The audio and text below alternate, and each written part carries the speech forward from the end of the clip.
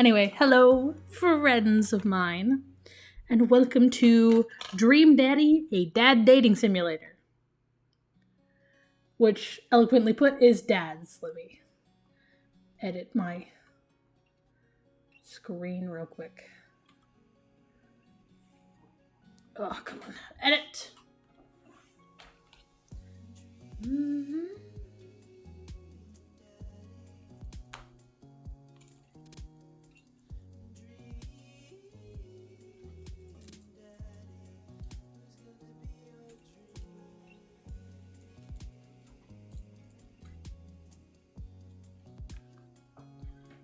Let's do this.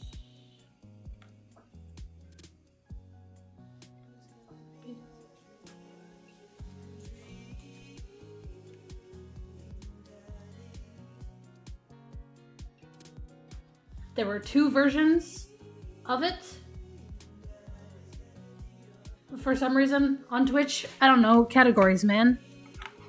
There we go. New game.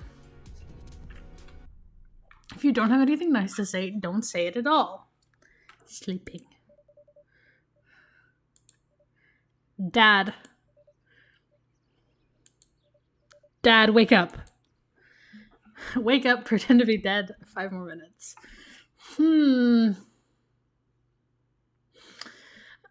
Pretend to be dead. Let my tongue roll out of my mouth and stop breathing. Amanda shakes me. Come on, Dad. That hasn't worked on me since I was 6. I'm sorry, Amanda. This is the end for me. Dad, I swear to God. Amanda, I bequeath to you all my earthly possessions. Spread my ashes over my recliner. Oh, God, he's such a dad. Okay, well, your corpse better get into the moving van because it's leaving soon.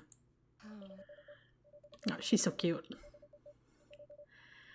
Finally, I open my eyes and sit up. I'm lying in the middle of the living room, spooning a moving box. I yawn and stretch. Morning, Manda Panda. Yikes. Dad breath. Go brush your teeth. I've been insulted. Oh, God.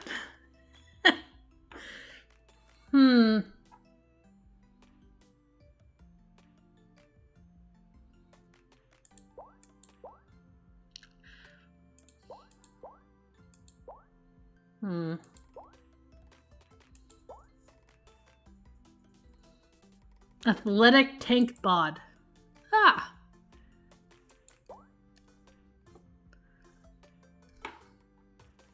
I'm getting pings from my friends playing on Steam. It's very interesting. That is very pale. I don't know if I want very pale.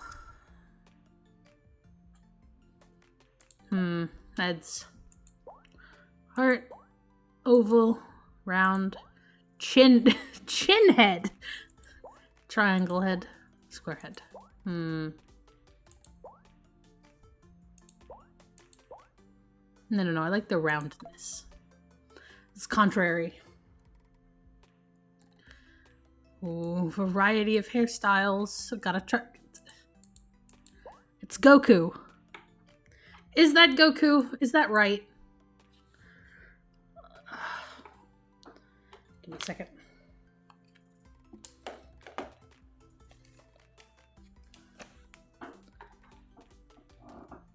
I am experiencing headache pain. Give me a second. Can I know how to operate my own cell phone, please?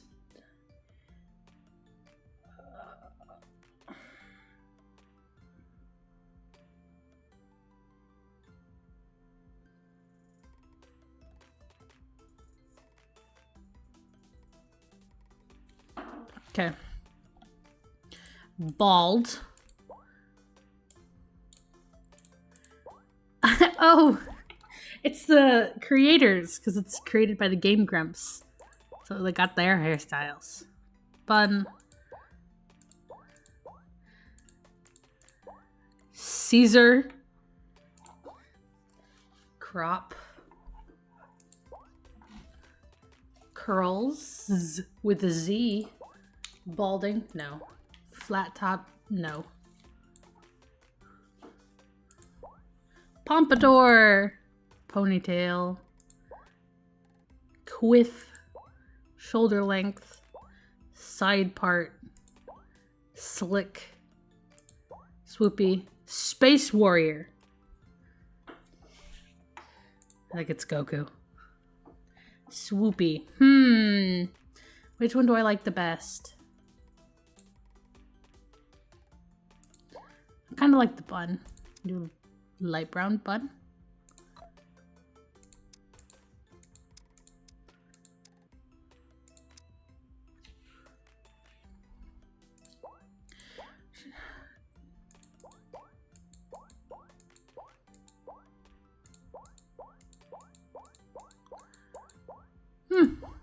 I guess that's just a one-off.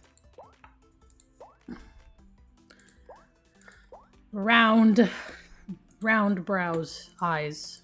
Can I go back? Hair. Big shoujo eyes. Downturned. Droopy. Eggy eyes. Hard eyes. Hooded eyes. Monolid. Narrow. Those are very narrow. Salty eyes? Don't. Shiny eyes. Slick eyes. Snake eyes. Space Warrior eyes. So we can just make Goku. Great! Tintin eyes. Upturned eyes. Wide eyes. I don't know.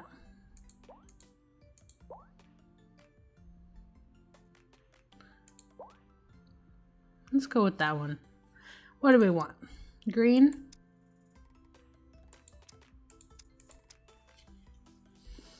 We can do green. I don't know. I'm running a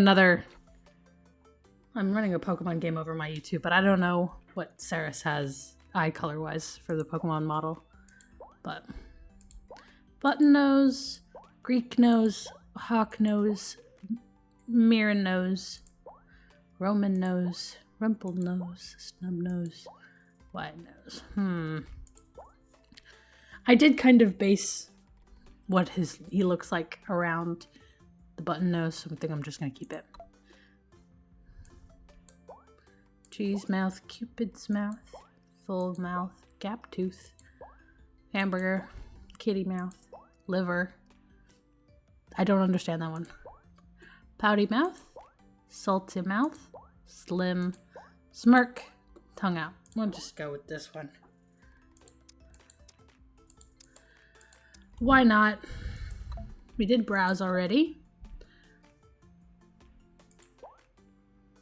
Too bad there's not like just a faint dusting, so we'll just go with that. Normal. Glasses. My dad has a pair of these. Contrary to the name, or accurate to the name, I guess, not contrary. He is in fact a pilot. Look at that. Skills.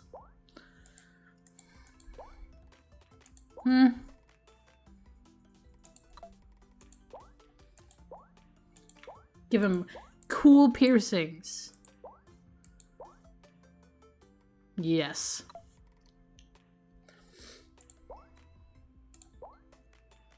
I'm gonna be a cool dad. But still a dad, and dads are inherently dorky. At least my dad's inherently dorky.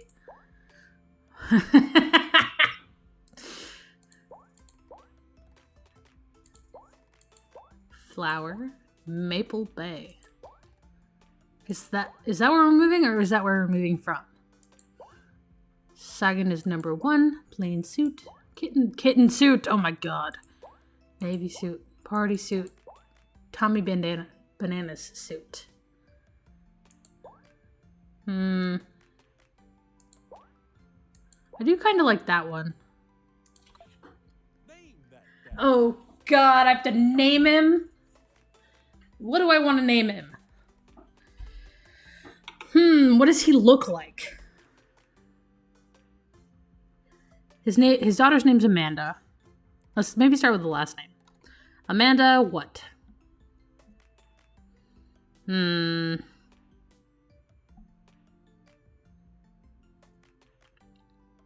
Good grief, I don't know.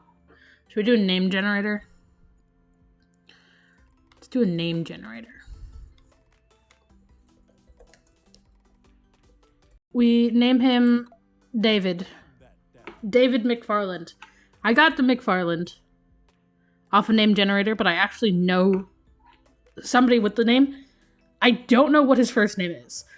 And if my subconscious is telling me, hey, it's David, I'm so sorry, my guy.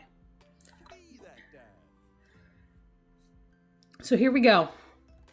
David McFarland. Did you fall asleep packing? I got most of it done, I think. Searching around the room, it looks like I did a pretty good job. Every box is sealed, except for one. Wait, straggler. What's in it? Looking into the box, I see a bunch of old photos in little photo albums. Aww! Whoa, I haven't seen these in years. I pull out one of the dusty albums from the top of the pile, and we begin looking through it. Look at her! Baby Amanda! That's the coolest baby I've ever seen. It is the coolest baby. Since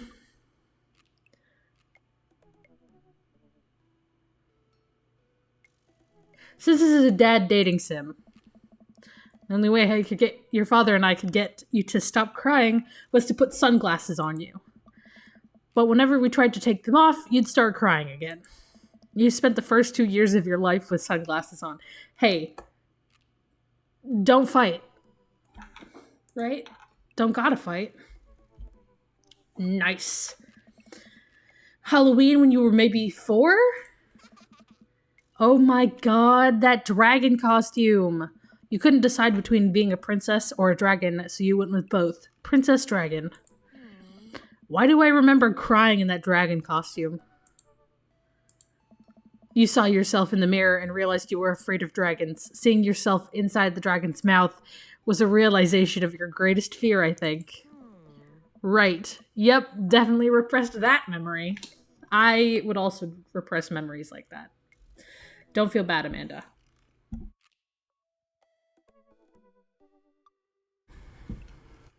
My water bottle down, my keys they about tipped over. And this was your horse phase. Every powerful woman has a horse phase. I ask any woman, and they will say the same thing. Dad, I believe you named that plush horse Sir Horsington the Brave. God, that's something I would name my stuffed animals. Because I have one. I named her Crystal after the woman who gave her to me. So, cheers. I don't think that was his...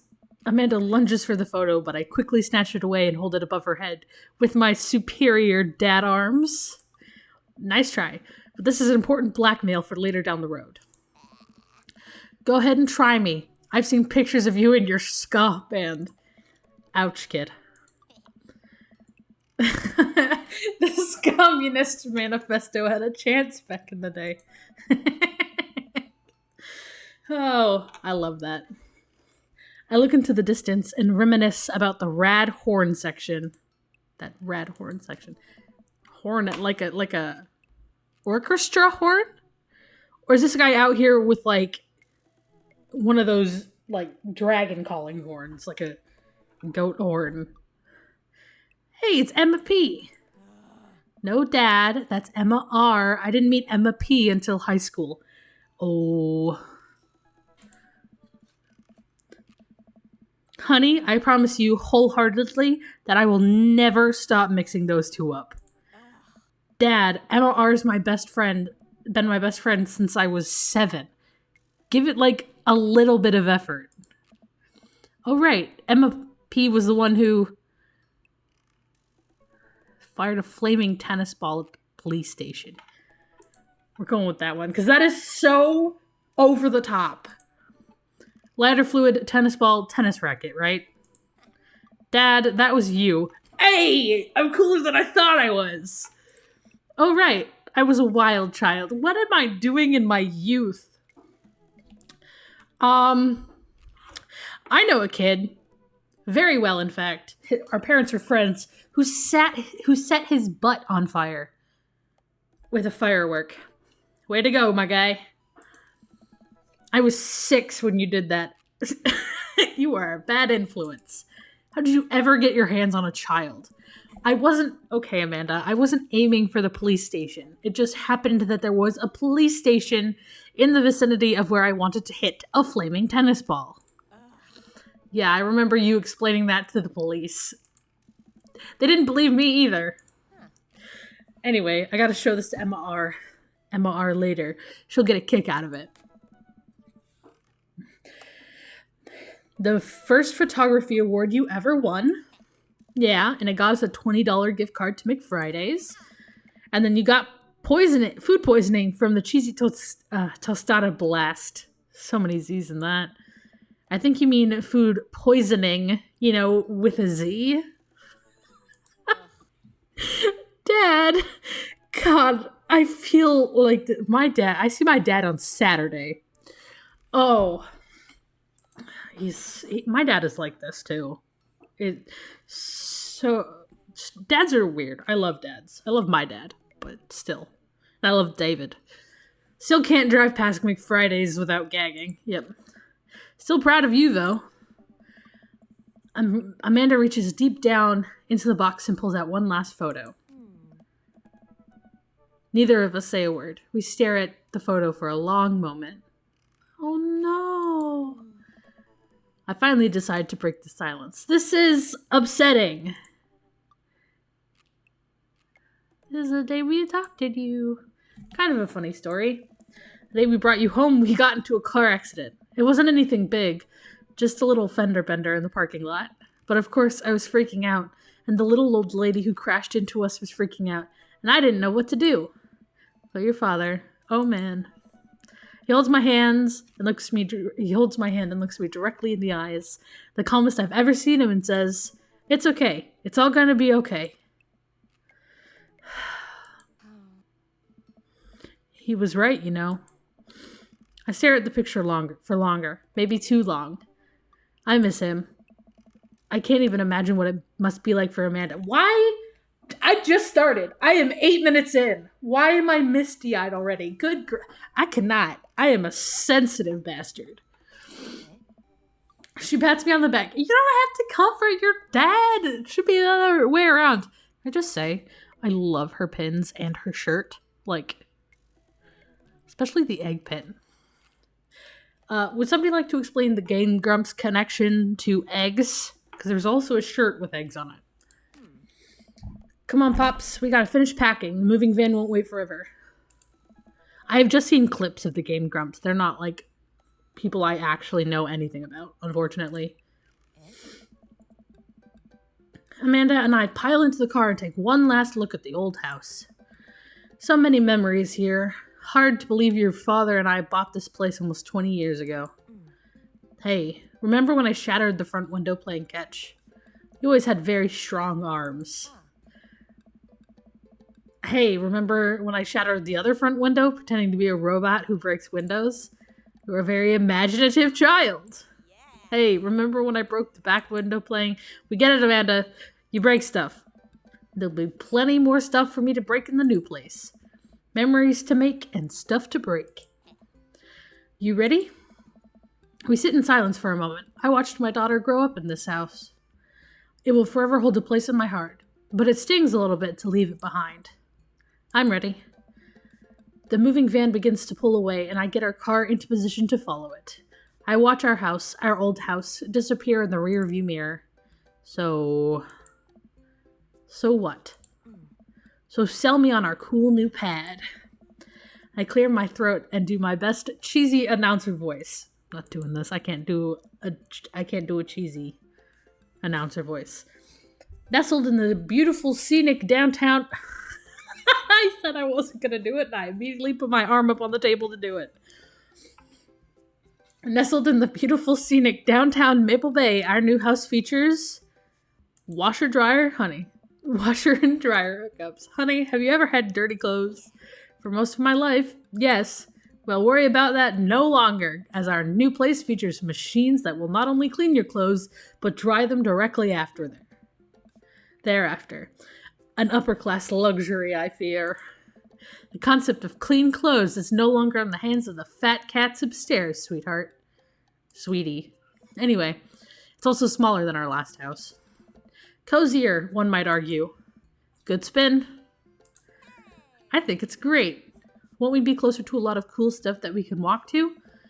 So I don't have to waste gas? And I mean, trying to park downtown is, Amanda, you're going to have to learn to parallel park at some point, right?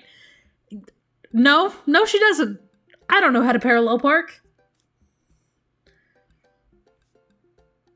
Maybe that's not something I should admit on the internet, but it's out there now. I don't know how to parallel park. Mainly because parking on a road that would require you to parallel park is frankly frightening to me. Because I have had too many people not know how to drive. Not gonna happen, Pops. I'm right there with you, Amanda. I think someone needs to do a 3-point turn on their attitude. I can, in fact, do a 3-point turn. I don't know how to do that either. I have a one-up on Amanda. Have you met the neighbors yet? Not yet, but the neighborhood seems pretty quiet.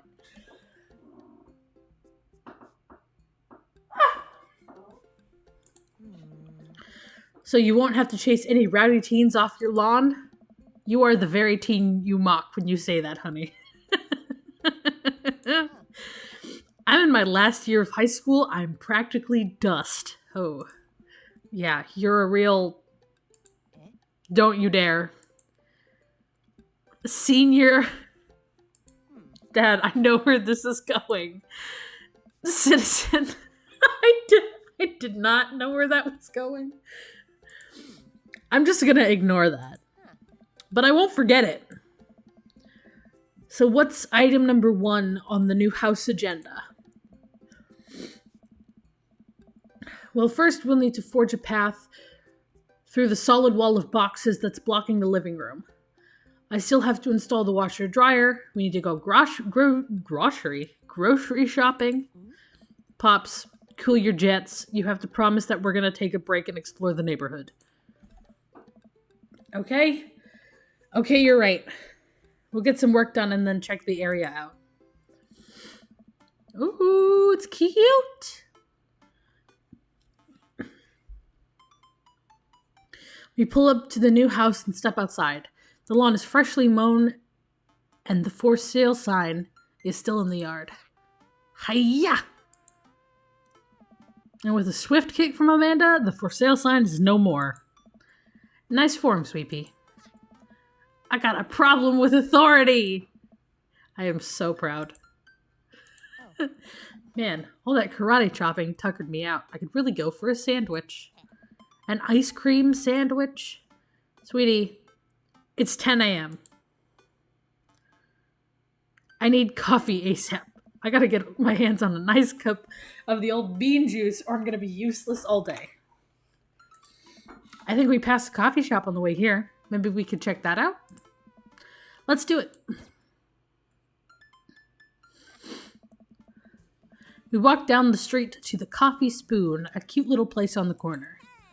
Man, this is such a convenient walking distance from our place. I mean, I guess. What's wrong? Why would I go somewhere else and drink coffee on a couch when I can just drink better coffee at home on my own couch and not have to make awkward eye contact with other people? Good to know he's still me. At least when I'm home, some random guy isn't gonna come and sit on the recliner next to me and I won't feel like a little weird about it because technically he's not sitting at my table, but he's very much within my personal zone. This man. Dad, and what's etiquette when you have a dirty mug? Is there a bin? Do you go and set it on the counter because you don't know where else to put it? Or do you leave it there?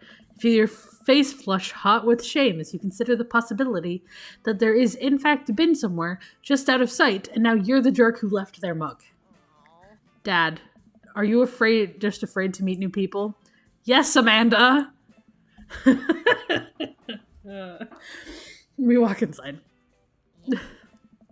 Oh, he's so cool! Look at him. He's so cool. The inside of the coffee shop is incredibly warm and inviting. My chair is creaky today. Vinyl records line the walls and patrons lounge around on well-worn-in couches. Some cool tunes spin on the record player next to a little stage. It took me a while when I first started playing visual novels to understand that this green is from the eyes of the character. This is especially an issue in the first Our Life game, because I went to the entire first chapter of the game being like, whose house is that behind Cove? It's his own house. And it wasn't until the opening to the step 2 where Cove is leaning awkwardly against the door frame to your own house that his house is the same one behind him. And I was like, oh. And it makes a lot more sense.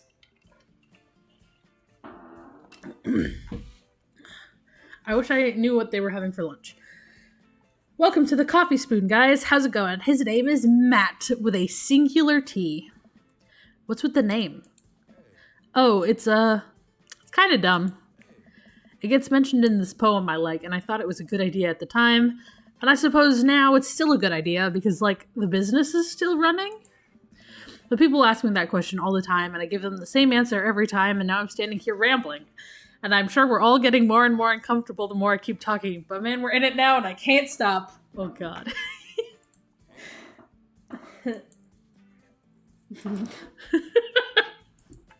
So what'll it be? Poor Matt. I scan the chalkboard menu and am immediately overwhelmed. I'll have a iced Tegan and Sarah. Good choice. I like iced coffee. I don't like hot drinks. Very rarely do I like hot drinks. I will drink hot tea, specifically lemongrass and peppermint.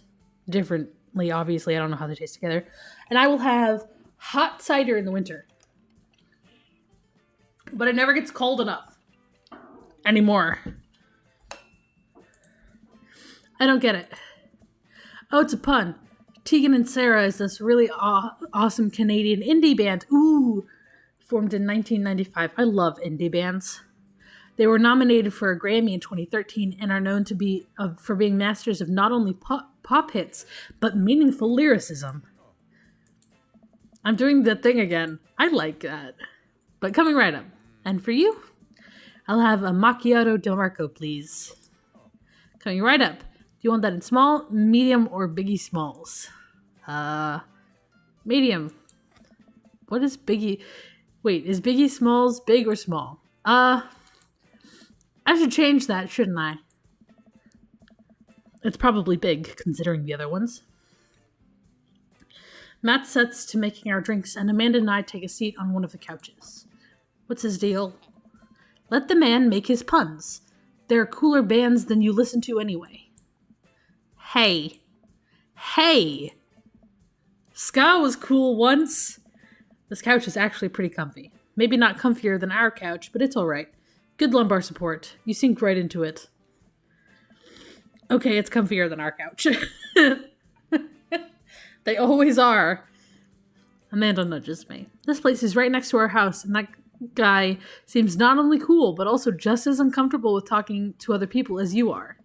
You should totally become friends with him. That's not how that works, Amanda. I don't know. Come on, what'd we say about meeting new people?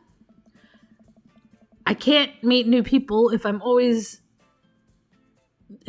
stay inside and also don't go outside and also don't talk to people. See, we're making progress. Matt sets our drinks down at the table and I have a sip. The iced teal and Vera is delicious. That's not right. Hi, we're new to the neighborhood.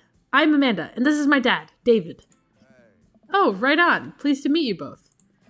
You want to come by when my daughter's hanging around the shop? You two might get along.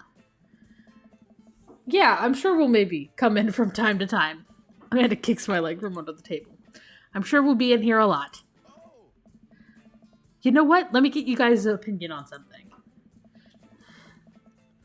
Matt goes back into the back and comes out with a fresh plate of something that smells amazing. Fresh baked goods. Fresh baked goods. Not whatever I said first. I'm working on a new banana bread recipe, and I need help coming up with a name for it. Oh, bananas. Banana bread. I love banana bread. Ugh. My stepmom makes the best banana bread. Sorry, Mom, but it's true. I'm working on a new banana bread recipe, and I need help coming up with a name for it. Well, I think we're going to have to taste test it first so we can get the full flavor profile and, really appreciate the flavor sensations of... Amanda nods vigorously. She knows this game. Yeah, we need to give that Nana bread a taste if you want us doing free creative labor. I think it will be commensurate with I taught her well. We have trained for this day. I was just going to give you guys free banana bread anyway. Right, yes, that. Matt serves us each a piece, and Amanda and I happily chow down. This is amazing! Thanks. The secret ingredient is bananas. Valid. So, any ideas? I'm stumped. Why is your shirt half tucked in, Matt? I just realized that. Also, epic earrings. He is decked out. He's got bracelets, earrings, tattoos. Got his hair pulled back, his glasses. He's so cool. Look at that. He's got one of those cool jackets that I want really bad but can never find. And it's too hot to wear anyway. So any ideas? I'm stumped. Well, I think I might only be able to give you a dad band puns, so I'll give it a shot. Banana bread Kennedys. Great. Right said banana bread. That one rhymes. I like that. Like Right Said Fred. But now it's about banana bread. I think the youngsters would like it despite not getting it. That actually has a nice ring to it. Yes, because it rhymes. And most of the time when things rhyme, they have a nice ring. Hey. Like God tier. My dialogue. Really? Yeah, Right Said banana bread. Strong decisions? That's art, baby. I wanted to say baby because I thought it would sound cool, but once I said it, I realized that maybe it doesn't sound good coming out of my mouth. Maybe I should just leave saying baby to the professionals. Enjoy your coffee. Thanks, baby. See, it sounds good when you say it. Who is this idiot? Why is he grumpy? Across the way, a man catches my eye. He sits by himself, brooding over a cup of coffee. Our eyes meet, just for a moment. I hastily look away, hoping he didn't catch me staring. Who is that? We finish up our drinks and head out. Thanks for stopping in. Take care. Okay, now that we're full of caffeine, where to? Let's get some fresh air. Time to soak up all that vitamin D. Make our bones nice and strong.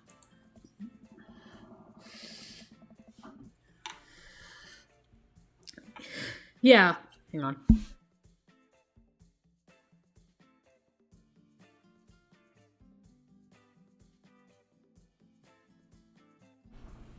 Please let me survive Thanksgiving.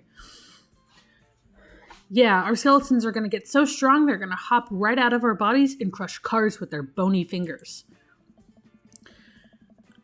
Amanda, I already have an irrational fear that my skeleton will one day escape this flesh sack and run amok. Please don't encourage it. Right. Sorry. To the park.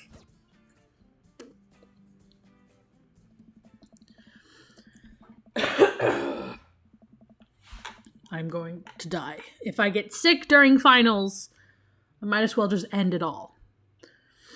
Amanda and I begin to stroll through the neighborhood. I can't believe how beautiful it is outside. Kids are playing in the street, the flowers are in bloom, and the faint smell of a nearby barbecue drifts through the air. This place is nice.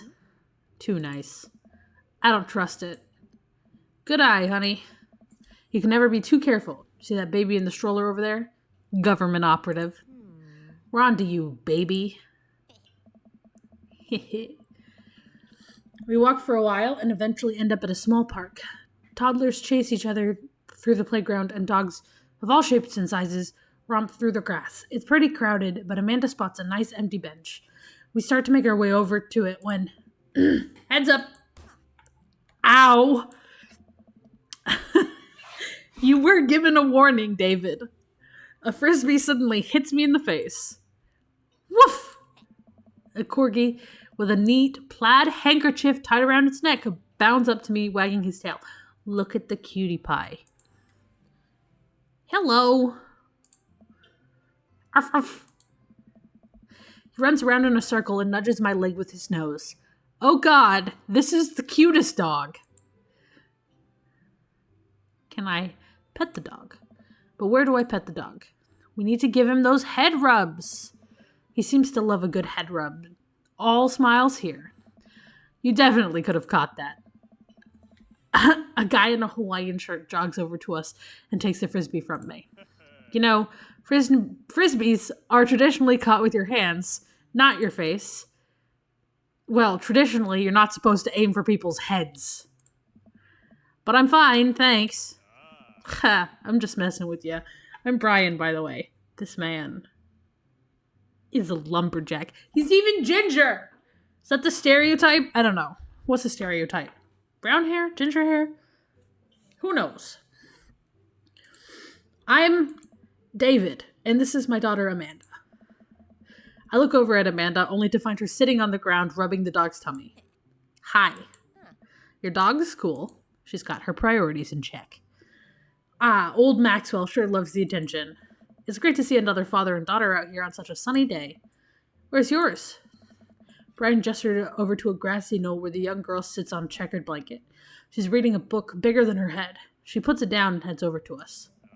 This is Daisy. Oh my God, she is so cute. I need to, pick her up and give her a squeeze.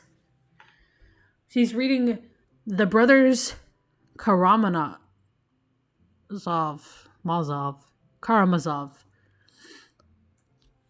Her teacher tells me that she has the reading comprehension of a high schooler.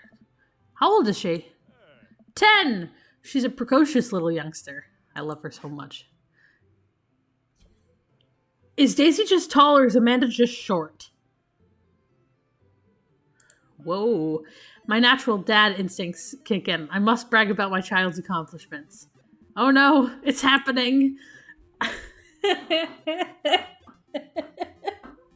Go on, Daisy. Tell them about yourself. That's my girl. Amanda, get in there. Okay. David HP, 80. Brian's HP, 80. Can't switch daughters. Amanda is your only daughter. Brag. Amanda here just recently won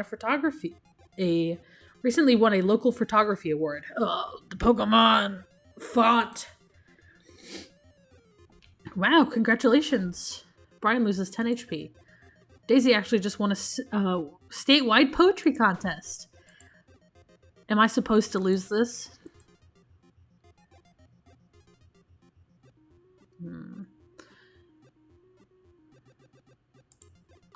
You unfurl your wallet to reveal a tiny copy of a drawing of a cornucopia Amanda did in first grade. Cute! It isn't very impressive, but Amanda genuinely appreciates you holding on to it. Brian loses 10 HP. You regain 20 HP. Daisy just started a weekly chess club at her elementary school computer lab. She's the president too, of course. Amanda, dang, my high school doesn't have a chess club or a computer lab. That is not your fault. You lose 10 HP. 75, 60. Last week, unprompted, Amanda helped an old woman with her grocery bags. It's extra powerful. Brian loses 20 HP. Daisy sold enough candy bars this year to get a top prize, a canoe. We're taking it out next weekend. How is that even possible? Amanda could barely get one of those sticky hand things. It's extra powerful. You lose 20 HP. 5540. Shall we do spelling bee photo? Fumbling through your phone's browser, you managed to pull up a photo of Amanda winning her 10th grade spelling bee. Wow, congratulations, Amanda. Daisy's getting prepped for her annual spelling bee right now. Hopefully this will be her 3rd win in a row. Yikes, you lose 5 HP. Did I mention Daisy said her first word at 10 months? Daddy. Amanda's was potty. Still cute, but maybe this isn't the time to bring it up. You lose 10 HP. Oh, we're tied. I cannot have this happen. Amanda's in all honors classes this semester. Brian loses 10 HP. Oh, really? I'm actually talking to Daisy's teacher about having her skip a grade. Even Amanda kind of bristles at that one. You lose 20 HP. Are we supposed to lose this? Pull a wrinkled copy of Amanda's last... Why do I have this just in my pocket? Dad. Awesome grades. Brian loses 25 HP. You really carry that around everywhere? Ouch, maybe it is kind of weird. You lose 5 HP. Daisy here has all of her adult teeth. Never had a cavity either. Amanda self-consciously pushes her lips together to hide her teeth. It's extra powerful. Dang, he really got us beat. It's been such a treat meeting you two. Did he have to add insult to injury by being such a gracious winner? Are we supposed to lose that? So take it you guys are new to the neighborhood. We just moved in. Do you live around here? Yeah, we live in the cul-de-sac down next to the coffee shop. What a coincidence. That's where we live too. Small world. Yeah, Daisy and I are in that little ranch-style house on the corner. I know that house. It's just like ours, but slightly bigger and better landscaped. Does this guy have to outdo me at everything? What a lovely place. Well, I don't want to take up any more of your time. Really nice meeting you guys. You'll have to stop by at some point. Yeah, definitely. Bye. Brian and Daisy walk further into the park with Maxwell happily trotting along in tow. Do you get the feeling he was trying to one-up us? Trying and succeeding. I can't believe that kid's only 10. What was I even doing at her age? I believe you had a bit of a thing for horses. Shame that didn't pan out. Could have majored in comparative horse studies. It's not too late to minor in horse creative writing. Too close to the truth, Dad. Let us never speak of the fantastic adventures of Sir Horsington the Brave, an epic in 7 parts by Amanda McFarland.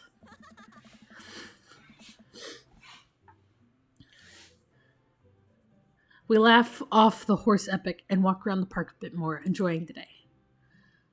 Go unpack. We should head home. I'm gonna need 4 hours minimum to figure out how to build my new bed, and I'd like to not have to sleep on the floor tonight.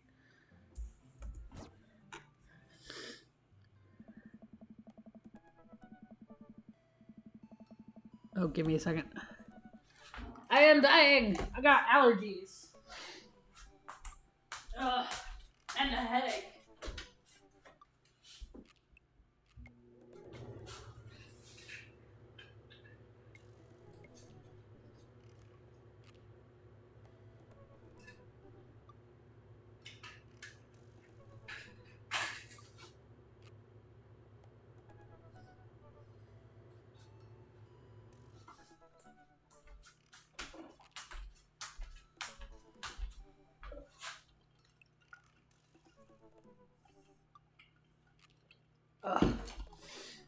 Where's my... Oh my god, isn't it?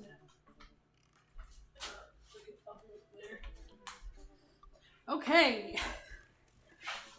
I am currently the human equivalent of a pug, so...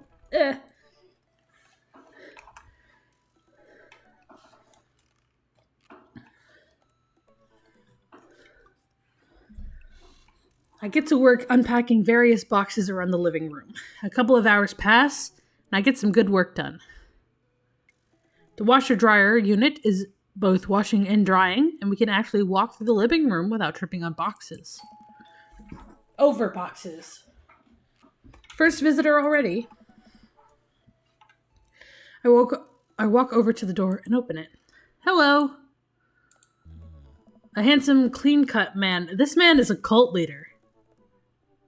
Dude, that is the face of a cult leader. Look at that. Brandishing a plate of cookies. Hello? Oh, where are my manners? My name is Joseph. I'm your next door neighbor. Oh, yes. Hi, I'm David. That's what my name is. I saw the moving van and thought I'd bring over some cookies. My daughter Christy wanted me to let you know that she baked them herself. Joseph leans in and whispers, but between you and me, she just sprinkled in the chocolate chips. We both share a laugh. Kids, right? Wow, cookies, huh? So nice to meet you. Joseph hands her the plate of cookies with a smile. Well, thanks for the cookies. Amanda disappears with the cookies. Amanda, come back. And she's gone. That's my daughter. Her name is Amanda. She's a charmer. Daughters are tough. Sons are also tough. Children in general are just tough. I hear that. I mean, there'd have to be something wrong with you to try and raise more than 2. I have 4 kids. Cult leader. What have you done? Oh, I meant... Don't worry. You didn't mean to be rude. Oh no, this is the first neighbor I've met and my social life is already in a tailspin. I wonder if it's too late to move again. What is Brian? Not a neighbor? Does he live directly next to us? Yeah, okay. Is the missus around? Mister, actually. And no, not anymore. He died. Ouch! I hate to be Joseph right now. I would hate to be Joseph. Oh, yikes. Oh, I'm sorry for your loss. No, it's all right. Wow, this is uncomfortable. We stand there quietly for a moment, acutely aware of how awkward we both made things. Yeah. Ooh, the 1-2 punch of David insulting his number of children. Accidentally. And then unpromptedly asking about the death of his husband. Oh, Joseph. Sorry, guy. I'm sorry. Can you close the door real quick? I look at Joseph quizzically and comply. After a second, I hear a knock on the door. Opening it, I see Joseph standing there with a huge smile. Hey, I'm your new neighbor, Joseph. I promise not to talk about your dead spouse this time. I'm throwing a barbecue for the cul-de-sac, and I'd love for you to come by and meet the rest of the neighbors in our community. What do you say, pal? That sounds great. My daughter Amanda and I would love to stop by. Also, 4 kids is a perfectly normal amount of children to have. We shake hands to seal the deal. Well, neighbor, I'll see you at 3 p.m. sharp on Saturday. Who does things on Saturdays? Ugh. Sure thing, neighbor. Joseph starts to walk away, but then stops for a second and turns around. Hey, in all seriousness, raising a kid on your own can't be easy. If you ever need to talk about stuff, I'm a youth minister down at a church down down the street. Cult leader. Don't you want to become a cult leader? Oh, I don't know. I don't really consider myself a youth. Yeah. You look pretty young to me, but suit yourself. And with that, Joseph's gone. What a way to introduce yourself. Oh. Ouch. He seemed nice. Amanda walks back into the living room, crumbs on her face and a cookie in hand. That was the smoothest recovery I've ever seen. I should be taking notes. See, you're already fitting in great. Where'd those cookies go? They're gone. I'm sorry. If it makes you feel any better, they weren't very good. So you ate all of them anyway. Guess that makes it break time. Any ideas? Joseph probably wants his plate back. I think we'd get a ton of good neighbor points if we bring this back. We're going to be the best neighbors in this whole cul-de-sac. We're going to kick all of the other neighbors' butts.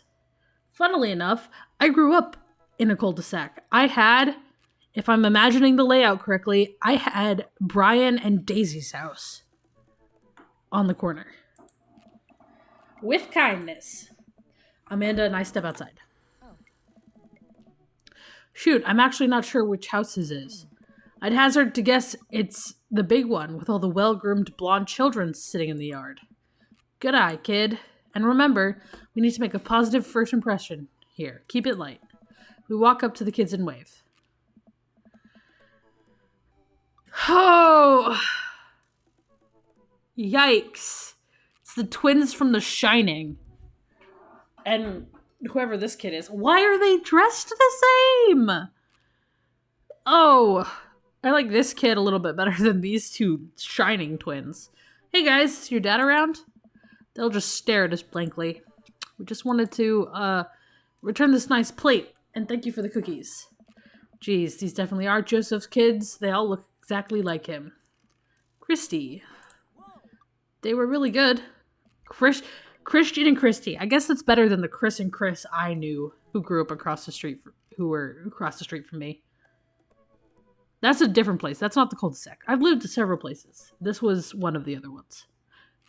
There were like 9 kids, and there was a set of twin boys, and they were Christian and Christopher, and Chris and Chris. It was like, please pick different names. I mean, I heard they were good. I didn't get to eat any.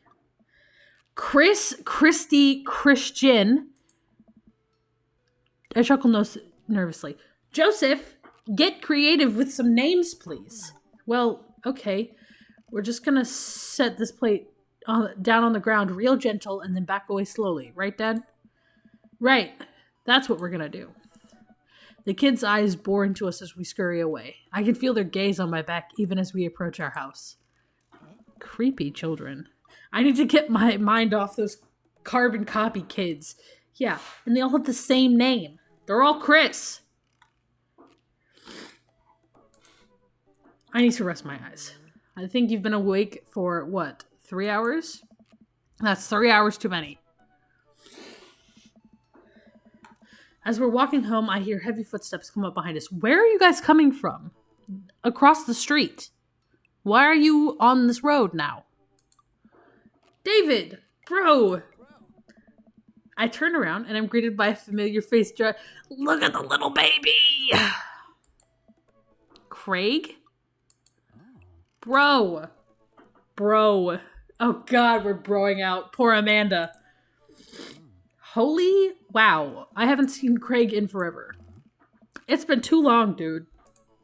Yeah, wow. You look great. Haha, yeah, I cleaned up my act.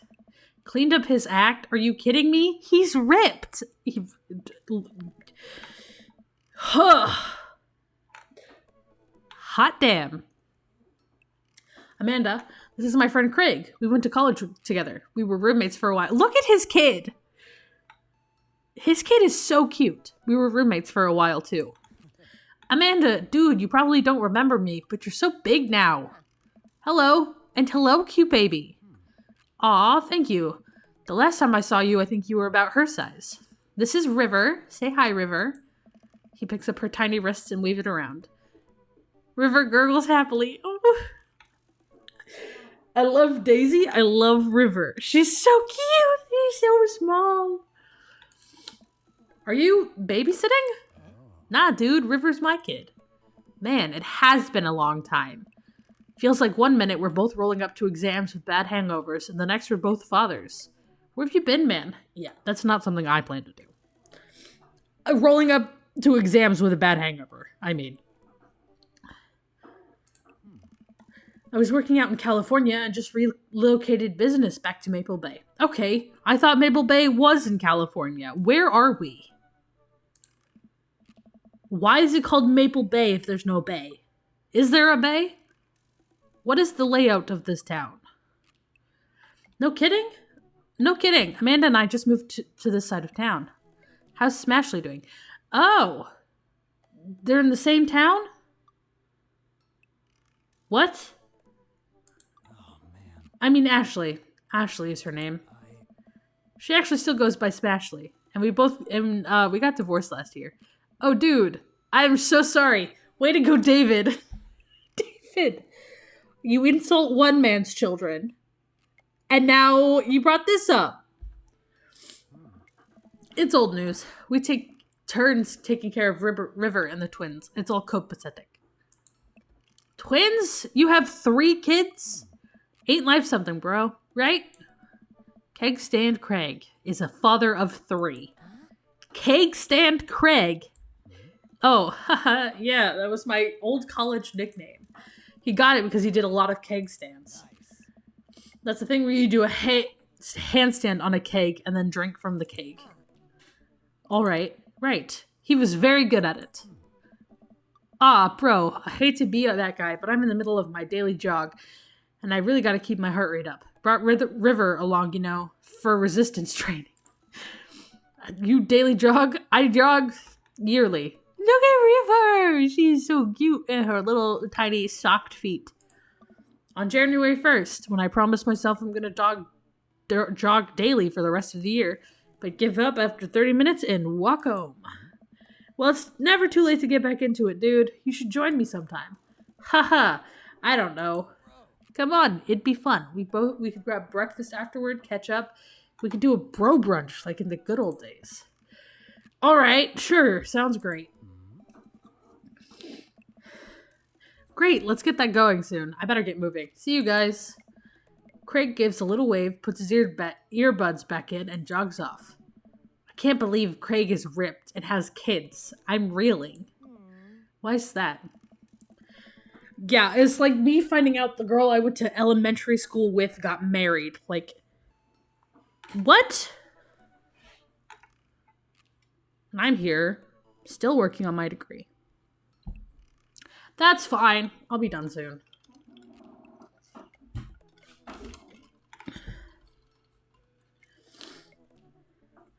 The Craig I knew is not fit to be responsible for any living thing, including and especially himself. One time, I watched him drink an entire jar of marinara sauce for dinner. Amanda, he opened up a new jar of marinara sauce and then he drank it like it was a thing that normal people do. It was unholy. And when I asked him what the hell he was doing, he said, and I quote, "It's basically a smoothie, bro." I mean, technically, he's not wrong. He jogs. He was jogging. He's like a totally different person. Anyway, we better get home. I'll have plenty of time to reflect on how old I feel later. Amanda and I flop down onto the couch. Amanda has to shove some empty boxes out of the way before she can sit. Too bad we're going to be putting my stuff right back into these boxes in a few months. No, don't say that. Aw, Dad, it's going to be okay. I'll be fine. I know. It's just, you're my little girl. It's going to be weird not having you around. I'll come visit, and I'll text you every day. And I'll take lots of pictures. I mean, obviously, I'm a photography major. That reminds me, maybe I should text my mom because I said the same thing and now I don't have it. I did text her today. It was an okay to her telling me to get on the road by 11 o'clock. As Thanksgiving will clog traffic. Traffic will clog the roads and I'll get stuck. And I said, okay. I'm gonna text her I love her. That's gonna send off alarm bells. I love you. With a heart. It's gonna be like, what did you do? Nothing. I just love you, Mama. You promise? Of course. Are you gonna be okay by your lonesome? Oh, come on. I'll be fine. I'll get a dog or something. A dog! Forget art school. I'll stay for the dog. Is that what it's gonna take? Medium-sized dog, handkerchief around the neck.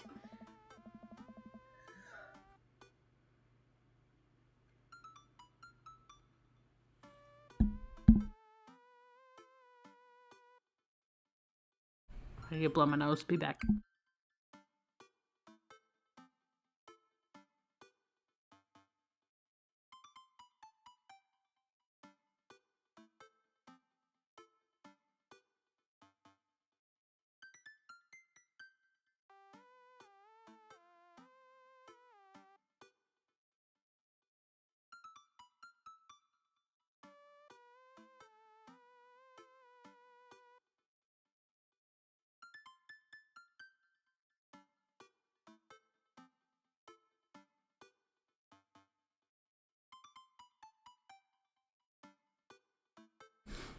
Medium-sized dog, handkerchief around the neck. I get to name it. That's what it'll cost for me to give up on my dreams. I'm a woman of simple wants and needs. Well, a dog is a lot cheaper than college. Amanda laughs. Suddenly, a pile of envelopes slides through the mail slot. Ah! Speaking of college, I wanted my blanket and my chair's wheels were on the blanket. Please let go of the blanket. Thank you. Because I'm cold. Speaking of college, Amanda darts over to the envelope and shuffles through them. She pulls one out and throws the rest back on the floor. This is from McGowan College of Art and Design. Open it! But I'm scared. It's just an envelope. Yeah, it's just like my entire future, no big deal. I didn't even get a letter. I got an email, Amanda. Good grief. I'm gonna put my hands in my pockets. Gotta find my setting again. Oh, I did. I shot past it. Green, blue, purple. She takes a deep breath and rips the letter open with her teeth. We have a letter opener, but okay. I hold my breath while Amanda's eyes dart back and forth, scanning the letter. What does it say? The admissions committee has reviewed your application, blah, blah, blah. No, Amanda! Face drops. Regret to inform you that we are unable to offer you admission to the McGowan College of Art and Design. Amanda throws the letter on the coffee table. Oh, sweetie. It's okay. I kind of saw it coming. I knew I shouldn't have put that experimental stuff in my portfolio. Their admissions officer told me they just want to see portraits or whatever. I pull Amanda in for a big hug. Poor girl! You're an amazing photographer. I want you to know how much work you put into your portfolio. I know how much work you put into your portfolio. Some other school is going to want to snatch you up for sure.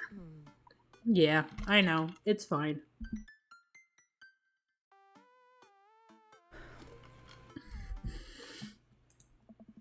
Are you actually fine, or are you just saying that?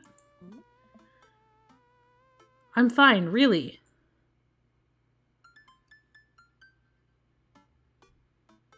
The lighting on my mic is changing color, and it's really distracting me. Stop, please, with the changing of the color. There we go. Stop the color change. I'm fine, really. Her face says the opposite, but I probably shouldn't push her on this. Oh, and before I forget, Emma R and Emma P are sleeping over tonight. So, you need me out of the way because I'm painfully uncool? I would choose more delicate phrasing, but yes. No dad is ever cool to their daughter and their daughter's friends. Well, I'll have you know that I conveniently already have plans for tonight, so you have the new place to yourself. Yeah? What are your plans? Quick, think of plans. I am secretly the mayor of this town. Amanda, the town needs me. I need to perform my mayoral duties. I must don my top hat and wear my monocle so that I may preside over my mayor stuff. I think you're thinking of the guy from Monopoly. He was a mayor, right? He was not. Right. I'm just kidding. I'm actually going to go out and watch the game. Nice. Which game? You know, the game. The one that's on tonight. The game on TV. at somewhere other than here. Okay, cool. Well, you do that. I'm gonna do drugs and commit some light arson with the Emmas. I'm concerned you're hanging with the wrong crowd. Amanda shrugs. I would have expected you guys to be up to white-collar crime by this point. Maybe money laundering at least. I'm a street rat, Pops. You're kidding about doing drugs and crime, right? Yes, Dad. Just making sure. I give her a pat on the head. Have fun with your sports. Are you being sarcastic? No, making fun of sports is played out. All right, then. I do some light cleaning around the house and decide to clear out right before Amanda's friends arrive. Before I leave, Amanda stops me. Hey, don't forget that you have a meeting with my English teacher tomorrow. Oh, right, Mr. Vega. Yep, totally remembered. I'll be there. Oh, no. Wow, I guess I really didn't think this plan through. I'm not entirely sure where the closest bar is, and Amanda still hasn't shown me how to use a GPS on my phone. So I'm gonna pick a direction and walk in it. Let's go this way. Cool, okay. We're marching. We're marching in the direction of the game. Any game, really. In the distance, could it be Jim and Kim's? A big, burned-out neon sign hangs above a tiny dive bar. Jim and Kim's, huh? Alright, it'll do. The bar is small and dimly lit. A crack of pool balls sounds in the back as patrons laugh and joke. A string of multicolored Christmas lights hover over the bartender. I can't tell if he's Jim or Kim. I pull up a seat at the bar. What'll it be? 1 beer, please. Sure thing, boss. The bartender slides me an ice-cold beer. I take a sip and enjoy the refreshing taste. No! David, I had hope for you! Beer tastes gross. I have a more refined palate. Say, are you Jim or Kim? I'm Neil. Oh. I awkwardly turn my attention to the game, which is playing on one of the TVs on the wall. As luck would have it, my team of preference is not only playing, but is currently in the lead, which is a good thing. A brightly colored mascot, which is some kind of animal, does cartwheels. I silently cheer on my favorite team. Well, that bums me out of it being a hockey game, which is literally like the only sport I care about. I like soccer and archery. My siblings do soccer. And volleyball. I did volleyball. Archery's pretty cool. My choir teacher did archery. I silently cheer on my favorite team, hoping that I don't get to any confrontational arguments with a fan of the opposing team.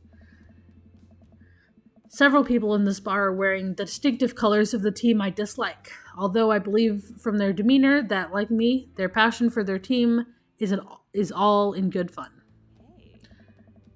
Oh, she's cute. She's very... Oh.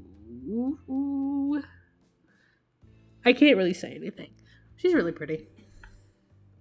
A middle-aged woman holding a nearly empty wine glass sidles up to the bar, and sits uncomfortably close to me. Hey, sailor. Oh, hello. Good to see fresh meat here. I'm Mary. Come here often? Oh, no. I actually just moved to this part of town today. I'm David, by the way. Are you watching the game? Yeah, my preferred team is in the lead.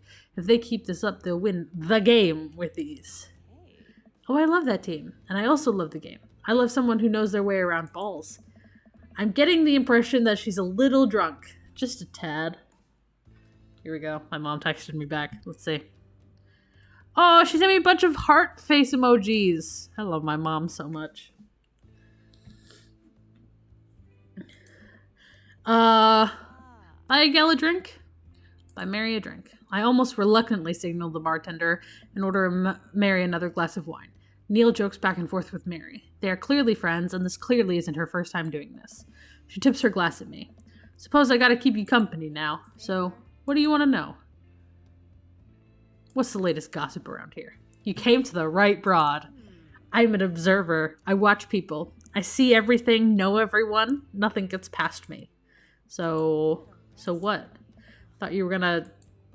I forgot what we were talking about. About gossip? You said nothing gets past you. Oh, right. I'm also a steel trap. Confidential to a fault. So what else can you tell me about this part of town? It's quiet, that's for sure. If you want an idyllic little life with white picket fences, this is the place to do it. But every town has its secrets, you know?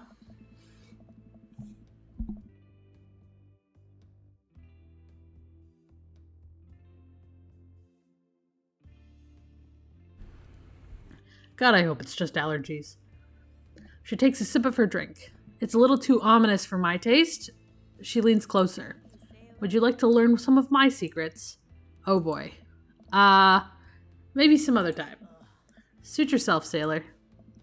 Mary saunters off, setting her sights on the newest bar patron to enter. I happily watch the game over another beer. The game has gotten close in terms of points, a little too close than what I'm comfortable with. After a particularly skilled player scores a number of points from the other team, putting them in the lead, I hear an affirmative grunt from another man at the bar. Go team! It's the brooding man from the Coffee Spoon. He sits alone, sipping whiskey and watching the game as well. Oh, he's dressed so intricately.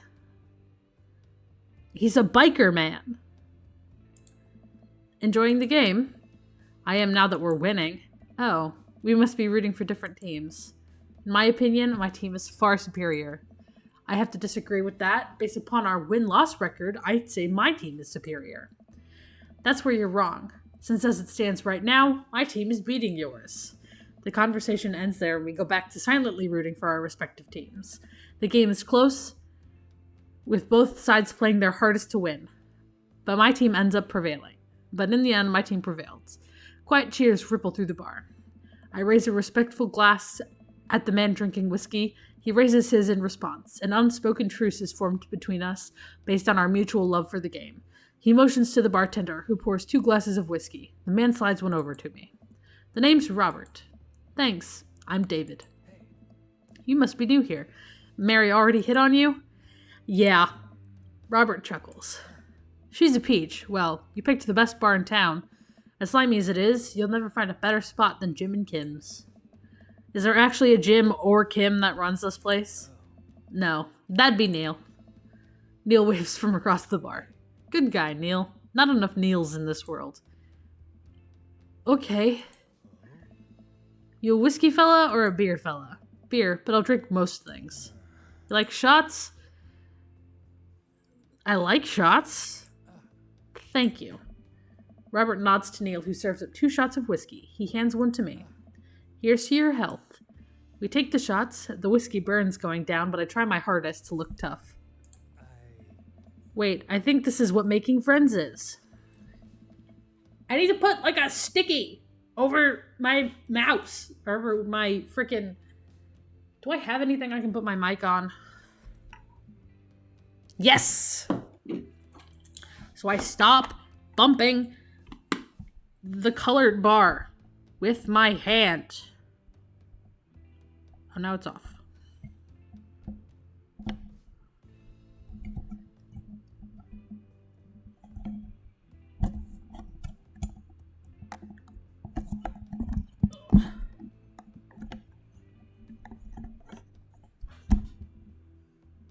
Okay, we're figuring this out. Give me a second.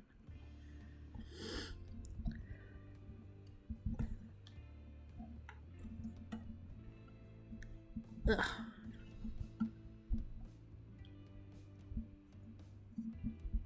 Come on. Up. Up, please. Mike. There we go. Titan.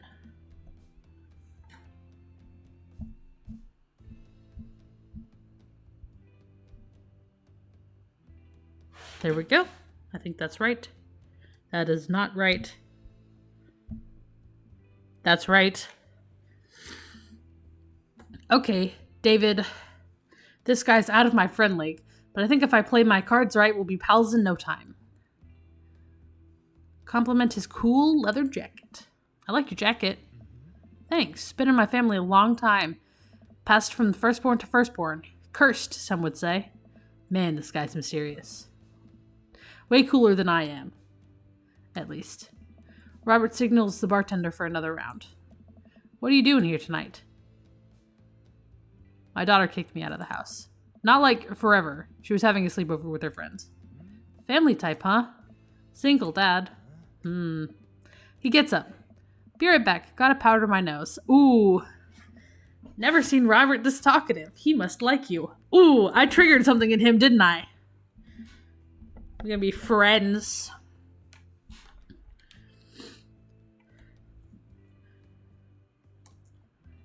Ha, I guess so. Like, I'm organizing the dads in my head of how much I would like to date them based on solely their kids right now. And at the moment, Robert and what's his name? Matt are in a category that's labeled unsorted in my head because I have not seen their kids. Craig is in high tier. Then from lowest to highest, it's Joseph. Because his kids are creepy as all hell. Then there's Brian. Because I don't necessarily like Brian too much, but his daughter is super cute. And then there's Craig. Because did you see River? She was so cute. With those squishy cheeks. And then there's, I think, 2 others. Who I have not seen. Let's see. Yeah, there's 2 on the screen that I have not met. So. I guess so. I gotta admit that Robert has a gruff charm to him. If a guy like that thinks I'm cool, then I really must be. Robert comes back from the bathroom and grabs his leather jacket. I'm gonna go home. You heading my way? Robert and I leave the bar to find ourselves walking in the same direction. Ooh, I don't like where this is going. What is heck going on here? I live in the cul-de-sac down that way. Does everybody live there? Me too. We just finished unpacking today. Great place to be. Good neighbors. Well, some of them. Who's that? I get to Robert's house, which is just a few houses away from mine, when he stops and turns to me. I don't kiss and tell, David. So we're doing this or what? What? You know, do you want to come inside or not? A wave of realization rushes over me. I blush. No thank you. I'd better call it a night. Catch you around? Sure. Yeah. This first episode, I just met you. I don't know. Yucky. I head home, head buzzing with whiskey. What did he mean by, are we gonna do this or not? I plop down on the couch, and I'm asleep before I even get the chance to take my shoes off. I wake up to a text from an unknown number. Rise and shine, early bird. Still want to work out? This is Craig, BTW. Holy crap, it's 6 a.m. Who does 6 a.m. anymore? Without realizing, I drift back to sleep. That was me. That was me today. I had class, and I set an alarm for class. My alarm went off. And then I turned it off, and I fell back asleep. I did still get to class on time. Because I set time so I would be able to, like, eat and stuff, so I just didn't eat. I grabbed some fruit snacks and went away. Whoops. Must have winked back out. I checked my phone again. Hey, bud. Still want to get your swole on? I'm ready to tear up the track. Hit me up. God. The last thing I want to do is work out. Right now is work out. But it is Craig. I do want to catch up. Go to the gym. Hey, my man. I need a few minutes to wake up, but let's meet in 20. After a few seconds, another text comes in. Sure thing. Meet me at the gym. I stretch in my bones creak. I stop falling asleep. Gotta stop falling asleep on the couch. I throw off my blanket and hey, wait. I don't remember falling asleep with a blanket. Amanda must have tucked me in after I fell asleep. Bless that child. I reluctantly brush my teeth, throw on the only clothes I own that are even kind of gym appropriate, and head out. The neighborhood is quiet and serene this early in the morning. Birds chirp and the grass is still wet with dew. Surprisingly, the gym is pretty crowded. I spot Craig standing out front, stretching. Of course! He spots me and waves enthusiastically. Hey, bro. Good morning. Hey, good to see you, man. I'm definitely not as pumped as he is. Maybe I should have had some coffee before I left. You ready to kick some butt? With your help, I am. I get the feeling this is going to be less of me kicking butt and more of the gym kicking my butt. But I can handle it with you there. Dude, bro, that means a lot. We head into the gym, and I'm immediately intimidated. All these people that look like they could break me in half. And it seems like Craig is friends with them all. He high-fives and finger guns all the cool jocks in the room. They look like they could, and would, steal my lunch money to spend on protein shakes. Come on, bud, let's get warmed up. We head over to the treadmills and start walking. Okay, I can walk. Walking is good. This is a decent place to be. Walking. So I know we're on treadmills. Yes. And those over there are ellipticals. Very good. What is all of this other stuff? Craig laughs. They might look a little scary, but I guarantee that all of them serve a specific purpose for building muscle mass. I watch as a dude in a muscle tee flexes a muscle I didn't know existed on a machine that I think was once used to process grain into flour. What is that? What is that? Why is that guy doing that to himself? That's a good question, bro. What do you think he's doing? Using a medieval torture device, training to crush people's skulls with his thighs. He's trying to make his thighs so strong that they could crush people's skulls with them. Yeah, that's pretty much the only reason I work out. Oh no! Oh no! What was that? What was that?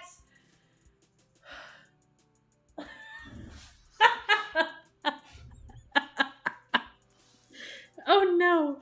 Craig is turning up the speed. I better do the same. How long have you been doing the buff thing? Couple years. And what do you do when you're not dadding or working out or working or buffing? Oh, I coach my twins' softball team. That still counts as both dadding and buffing. I keep busy. What do you do for fun? I like learning. I try to educate myself about the world around me. I'm like a sponge for knowledge, soaking up all that intellectual content. You know, history, paranormal, wilderness survival, aliens, mostly those things. So you watch the History Channel too, huh? Yes. We're jogging now. Oh god, we're jogging. What? Why does he keep doing... I don't... Help.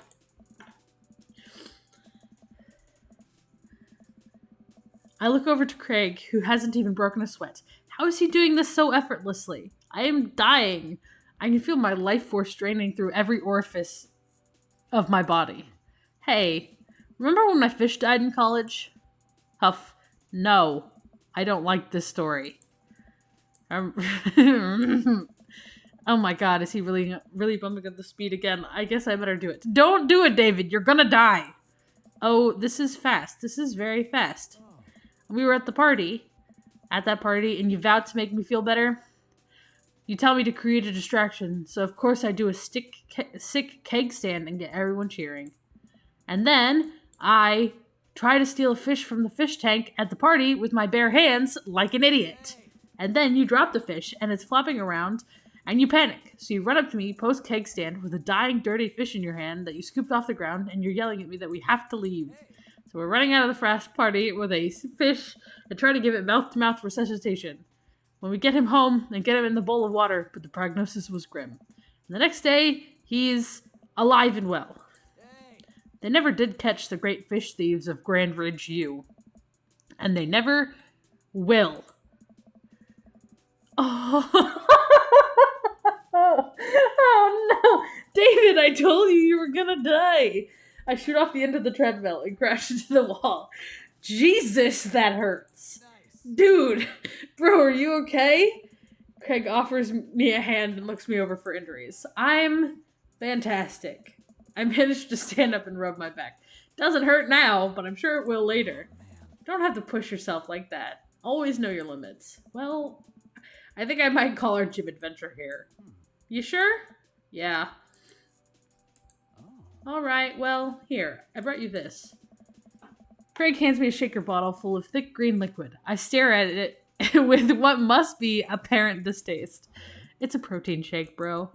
Oh, thank you. He wants me to drink it. Oh boy, here goes. Take a small sip. It's actually delicious. Wow, this is really good.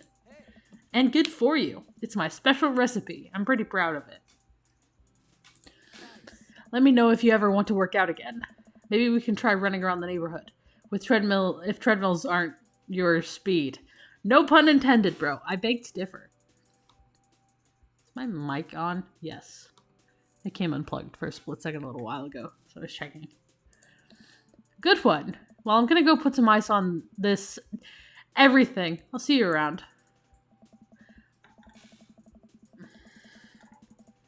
I leave the gym feeling ashamed. Craig used to order delivery from the pizza place across the street from our dorm, and now he can run circles around me. Literally. Man, I really gotta work on this dad bod. I like your dad bod, David! I get home and lie down on the couch. It hurts to move. Oh my god, I'm so old. Oh no! I must have fallen asleep. What time is it? Shoot, it's 3:55. I'm supposed to be at Amanda's school in 5 minutes. I frantically put on some clean clothes, apply a generous amount of deodorant, and run out the door. Poor guy. I arrive at Amanda's school and check in with the front desk. They give me a bright orange visitor sticker and send me on my way. Ode to the American public education system. This is very much a high school.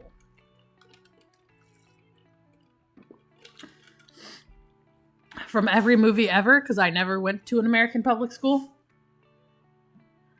I'm barely awake and feeling pretty haggard, but hopefully no one will notice.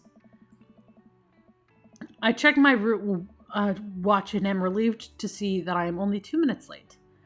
Wait, is it room 103 or 108? I spot a youth standing at his locker and approach him for help. A youth! Hello, fellow youths. Excuse me, do you know where Mr. Vega's classroom is? The youth turns around and looks me up and down, with heavily lined eyes. Oh, he is edgy. Sigh. Come on, kid, I'm late for a meeting. Mr. Who? Mr. Vega. Don't know. Have you tried the exit? Okay, wise guy, are you gonna help me or not? Fine, up those stairs to the left. Can't miss him. I head up the stairs and walk around, unable to find Mr. Vega's class anywhere. After a couple minutes of searching, I go back downstairs. The punk youth sent me on a wild goose chase. I go back to where that low-rent Gerard Way is standing, hopefully ready to give him a piece of my mind, when suddenly a head pops out of the classroom next to his locker. Lucian, don't you have a third period to get to? Fine, Mr. Vega. Wow. Now I'm officially 10 minutes late. I glare at him as he walks away. We're not cool. Oh. You must be David. This period's almost over. Would you mind waiting in the back? Mr. Vega leads me in and I take a seat in one of the comically small students' desks in the back. I might get stuck in this. Oh. Alright, where were we? Now who can tell me about the unreliability of the narrator in J.D. Salinger's Catcher in the Rye? I can do that! I really can't. Did I read Catcher in the Rye?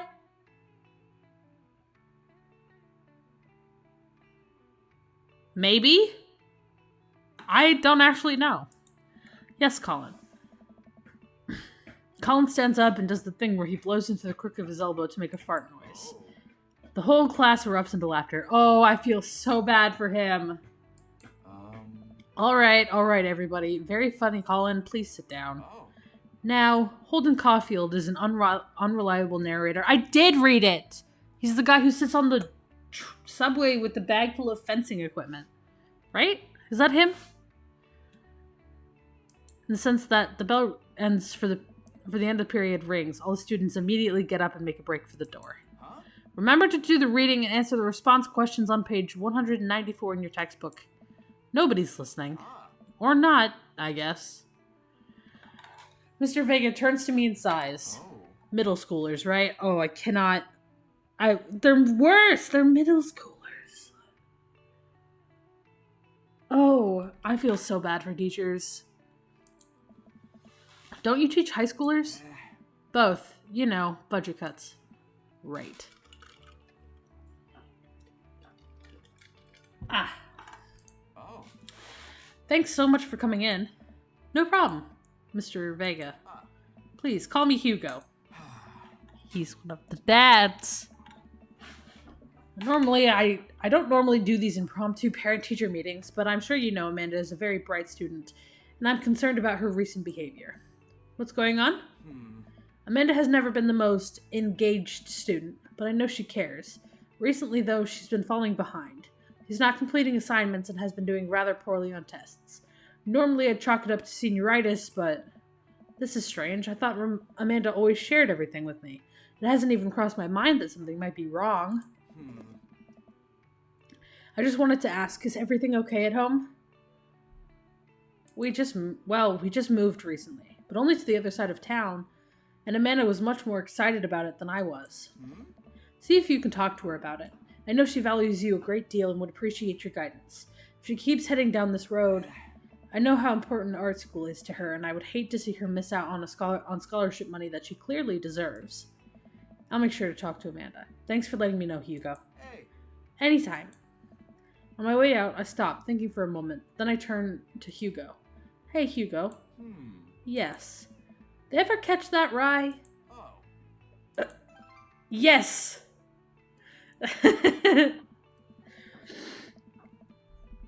I don't remember the ending to that book. I did not pay attention, I don't think. I don't think I read it. I think I just listened to what people said in class. I leave the classroom and make my way out of the school. I'm still a little bit in shock that Amanda was able to hide this so well from me.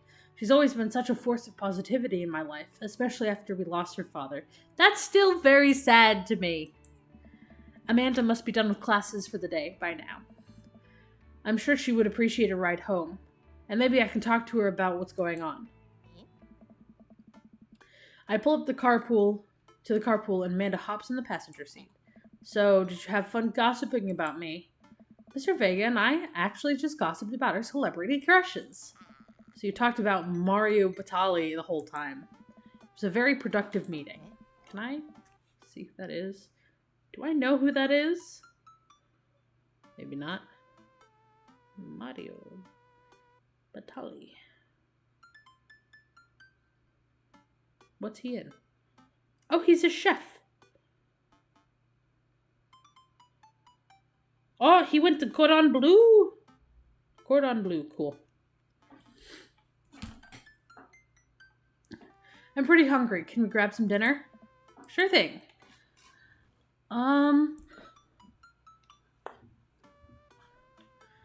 We can make something at home. Let's go out. Does that sound good to you? Yeah, sure. Why the mall? Geez, can't a dad take his daughter to the mall? Will you buy me things? I will buy you a thing. Singular. Sounds like a deal to me. We drive in silence for a short while. Amanda plays a game on her phone. I should say something. You know, sometimes when a kid gets older, they find that they have to keep things hidden from their parents. And that's okay, because sometimes that's what kids do. And that's okay. But also sometimes it's good to have a parent's perspective, because, you know, maybe the parents have also dealt with similar situations. And maybe they're a little cooler than you give them credit for. Anyway, what I'm trying to say is that it's good to share. Love you. Have you been reading my tweets? You have a Twitter? What? Never mind. Oh. Look, sweetie, Mr. Vega said you haven't been participating in class and that you're not turning things in. Oh, I'm fine, Pops. Senioritis and all that. I thought you liked Mr. Vega's class. It's fine. He's fine. We pull up to a stoplight and I eye Amanda. She's still texting.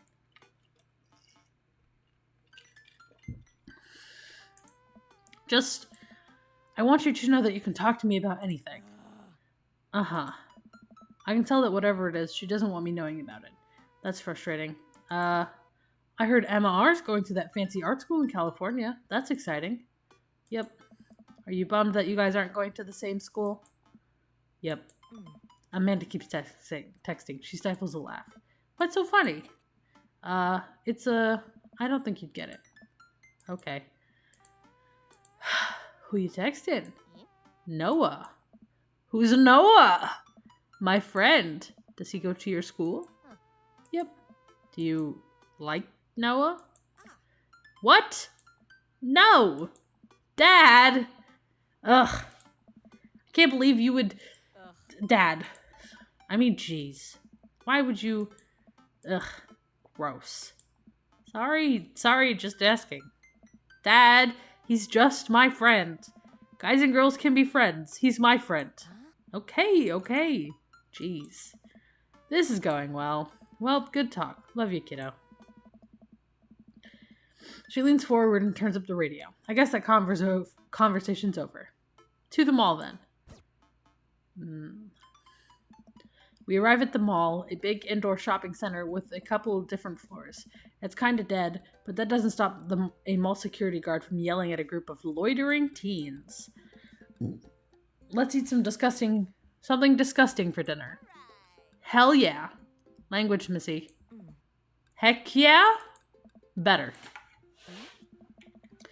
We approach the food court and evaluate our options. There's greasy restaurant after greasy restaurant. My heart burns just looking at the menus. Nobody looks happy to be here. What are you in the mood for? Bread dipped in sugar? Bread with cheese on it? Or do you just want me to inject some fat directly into your bloodstream? I extend my hand to her. Would you do me the honor of sharing some nachos? She takes my hand with a grin. It would make me the happiest, cheesiest girl alive. We order a giant pile of chips and unnaturally orange cheese from a very unenthusiastic and possibly stoned teenager. Hey, just summed up the retail worker. Some of them. We take a seat at a rickety table and dig in.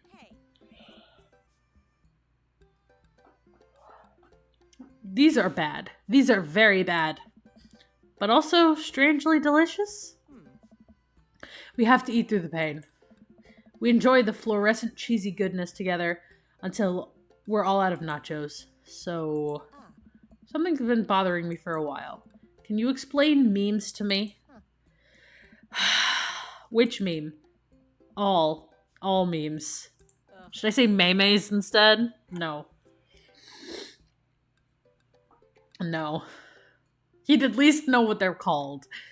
Amanda sighs deeply and places her head in her hands. Dad, it's complicated. See, memes are inside jokes shared by a bunch of people. They get less funny the more people do it.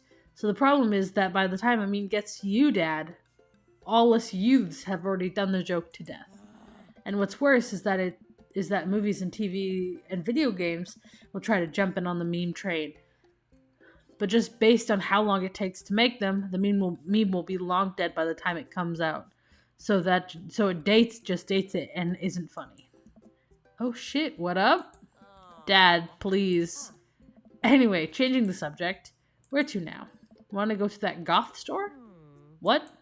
You know, the one that's all black and tries to establish itself as anti-establishment despite being the exact representation of the establishment. I don't know what store you're talking about. You know, the one where you can buy chain wallets, and it's basically an assault on what people fought so hard against in the punk and hardcore movements in the 70s and 80s. Dude, you gotta be more specific. The one you threw up in that one time. Oh, that one! Hot Topic. That is literally just what Hot Topic looks like. Amanda runs into the store with me trailing behind her. She makes a beeline for the back. There it is. You can still see the outline, kinda. I'm so proud. Speech. Amanda. Speech. Okay, alright, I'll do it if you stop chanting. Amanda stops immediately. I clear my throat. Thank you all for joining us here today to commemorate a historic moment that would forever shape history. On this very day, on a day very much like today, some 5 years ago, our very own Amanda Ann McFarland had too much blue raspberry slushy in an outing to the mall. After begging her father to take him to Dead Goth and Beyond, so it's a Hot Topic Bed Bath & Beyond's child, to buy rainbow suspenders, she proceeded to throw up all over the display of My Chemical Romance merchandise. Her loving father then had to pay for said merchandise, to which this day remains among our possessions. Thank you. Amanda is moved. She begins clapping. Slowly at first, and then faster and more vigorously. Several other patrons turn their heads. One of them starts clapping. I bow my head. Oh, hey, chain wallets. Blah, blah, blah, blah. While Amanda busies herself looking at band t-shirts, I try to find something of interest to myself. Not much for a dad to look at in Dead Gotham Beyond. Peruse the band t-shirts. I barely know any of these bands. Cannibal Bone Party doesn't seem like music I enjoy, but they must be really happy that a retail outlet is carrying their merchandise. I hope their parents are really proud of them. Look, this is very important to me. It's a vampire! And the last dad! I overhear a stifled argument over at the cash register. An older gentleman is carrying a garment and showing it to a bored-looking cashier with pink hair. I can see that. Don't know what to tell you, dude. I just work here. What? Listen, when I bought this online, the website said the blouse was Victorian-inspired. However, when I received it, it clearly held the trademark Edwardian dressage. Do you want a coupon? I can give you a coupon. Will you leave if I give you a coupon? Is there a manager present? People have to know what they're buying. I am the manager. I see. Well, it seems that I have outstayed my welcome. Good day, shopkeep. Your superiors will receive a strongly worded letter by post. Whatever, dude. What kind of... What?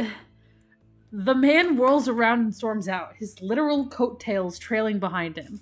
I can't tell if they're Victorian-inspired or Edwardian in nature. Amanda trots up to me with a t-shirt in her hand. Oh boy, here it comes. Oh. Hey, Dadtron 5000. Yes, I will buy it for you. Wow, that was easy. Thanks.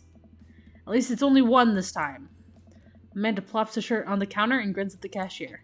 I love your hair. The cashier says nothing and rings Amanda up, radiating hatred. I hand her a 20. So what was that guy's deal? The cashier rolls her eyes so hard I'm worried she'll pull something. That's Damien. He's in here all the time. He's obsessed with Victorian fashion or whatever. She hands Amanda her bag, and it's clear the conversation is over. We make our way out of the store and head home to get some rest. Amanda and I sit on the couch, trying to find something to watch over bowls of ice cream. Oh, cool! Long Haul Paranormal Ice Road Ghost Truckers is on. Your favorite, right? Oh, hell yes. They have to make it over the Canadian tundra before the ice road melts. But they're also hunting ghosts. Also, the trucks are haunted. This is an episode I've already seen, but it's one of the best. Callum and Flint Dogbone, the twin brother truck driving and ghost hunting duo, can find themselves among the greatest peril yet. Oh no, the ghosts done got control of the truck. I can't steer on them their damn ice roads. Let me use this EVP meter to try and communicate with the spirits. Flint, we're about to die. I almost got it. If you listen carefully, it sounds like they're saying, you're gonna die. You're going to die. That's because we're about to die, This is art. The episode ends and Amanda excuses herself to go and start arguments on the internet. I stay up a little longer, curious about the exploits of Callum and Flint Dogbone after their disastrous ice road accident. Afterward, I crawl into bed and get a good night's sleep. We have met all the dads. Still have a little bit longer. Sleepy David. Morning, sleepyhead. 5 more minutes. You have never, ever let me have 5 more minutes, so get up. Fine. We have cereal for breakfast and spend the morning putting together furniture. Amanda is much better at interpreting tiny manuals. We're able to put together a few shelves in one desk, but I'm pretty sure it was supposed to be a bookcase. How do you get a desk from a bookcase? So, you excited for the cookout today? Today is Saturday. Who moves on a Thursday? What? Why are they moving on a Thursday? Did Amanda go to school and then have to help her dad unpack boxes? What is the timeline? If there's food, I'm excited. I'm all over those terrible store-bought sugar cookies that everyone brings to parties. Yeah, those are bad. You guys, shut up. If I'm not mistaken, those are the Toll House cookies. I freaking love Toll House cookies. God, they're so good. They're a little dry, but that's fine. But they're so good, and the icing, and I have to buy myself some after Thanksgiving. Because I'm going home, so there's no point. Which means there's more for me. Don't you want to meet some of the people in the neighborhood? I'll probably end up standing uncomfortably in the corner with a plate of food and hope that nobody talks to me. Dad, you're a beautiful work in progress. We'll get that butterfly to emerge from the cocoon. The social butterfly. Well, we better start getting ready. We definitely don't want to be late. What? No, we have to be fashionably late. Who shows up to a cookout on time? You know what? We're going early, just because you said that. I head out the door and Amanda reluctantly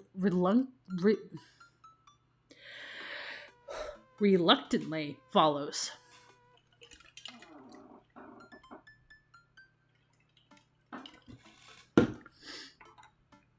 We walk across the street to Joseph's house with store-bought veggie plate.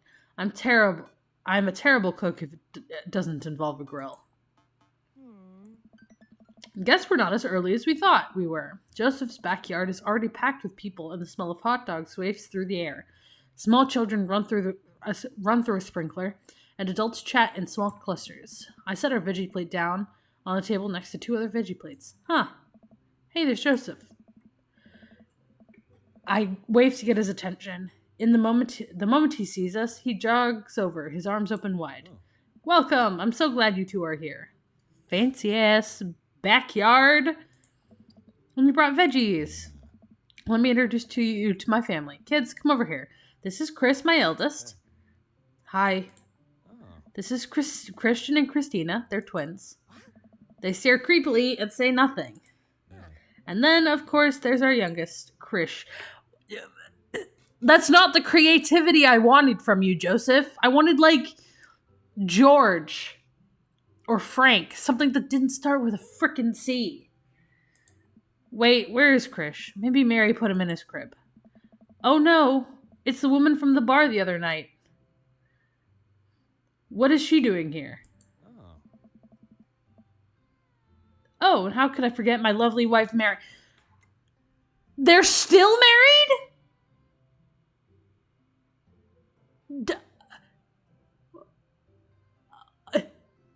No! Home wrecking is bad, Mary. Joseph pecks her on the cheek. She smiles.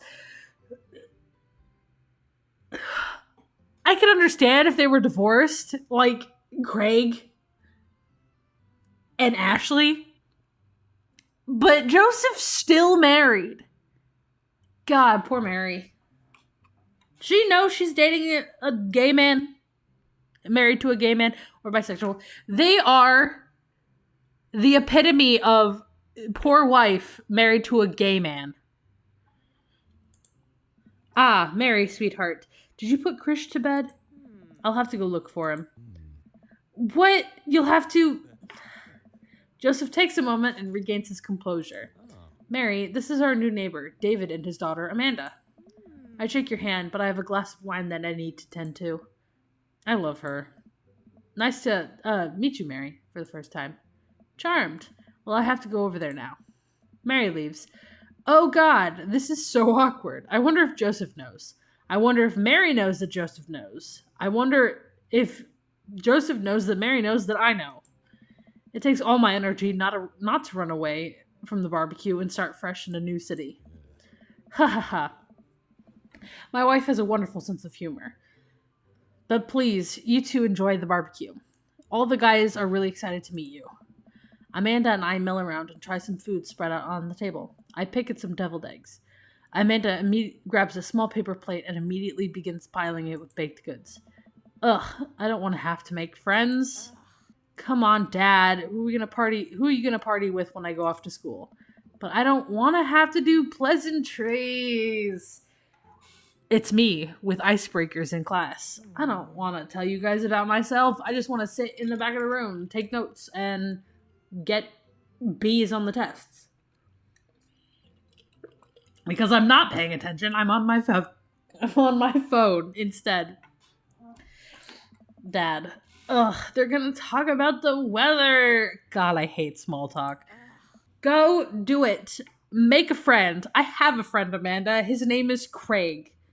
I about died at the gym trying to please him.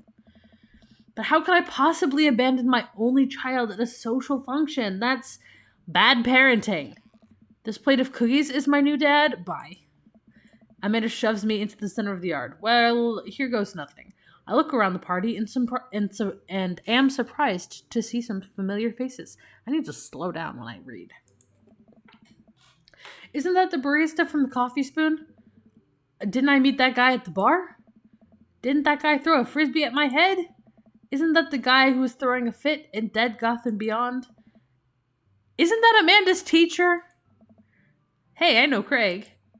But wait a second. All these people live in our cul-de-sac. That can't be right. I better investigate.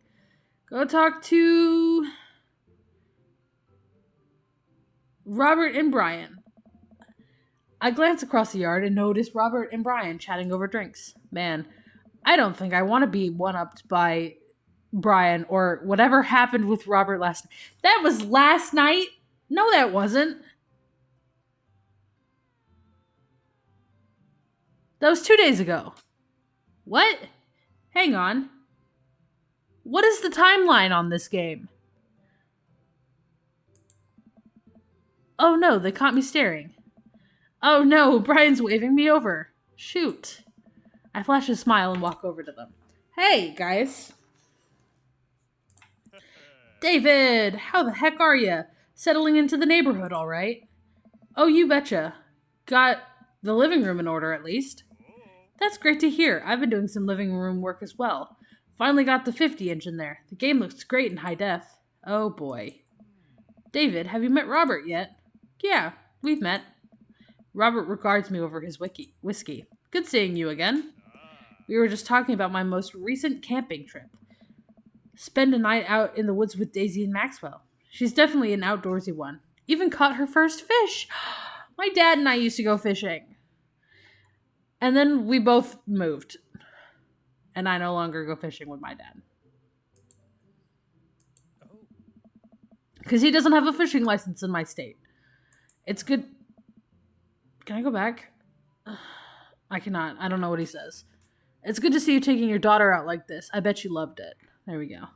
It's great that she loves the outdoors. That's the perk of having a delay with my stream. It's on my other monitor. Mine loves being inside.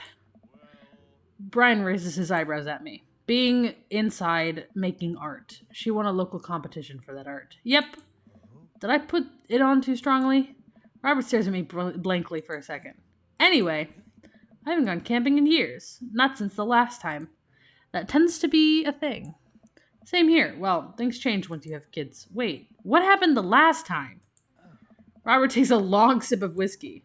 Well, old Johnny Boy and I, we're up in backcountry. Johnny Boy's a strong kid. Met him in my army days. Comes from Kansas. They build him tougher out there.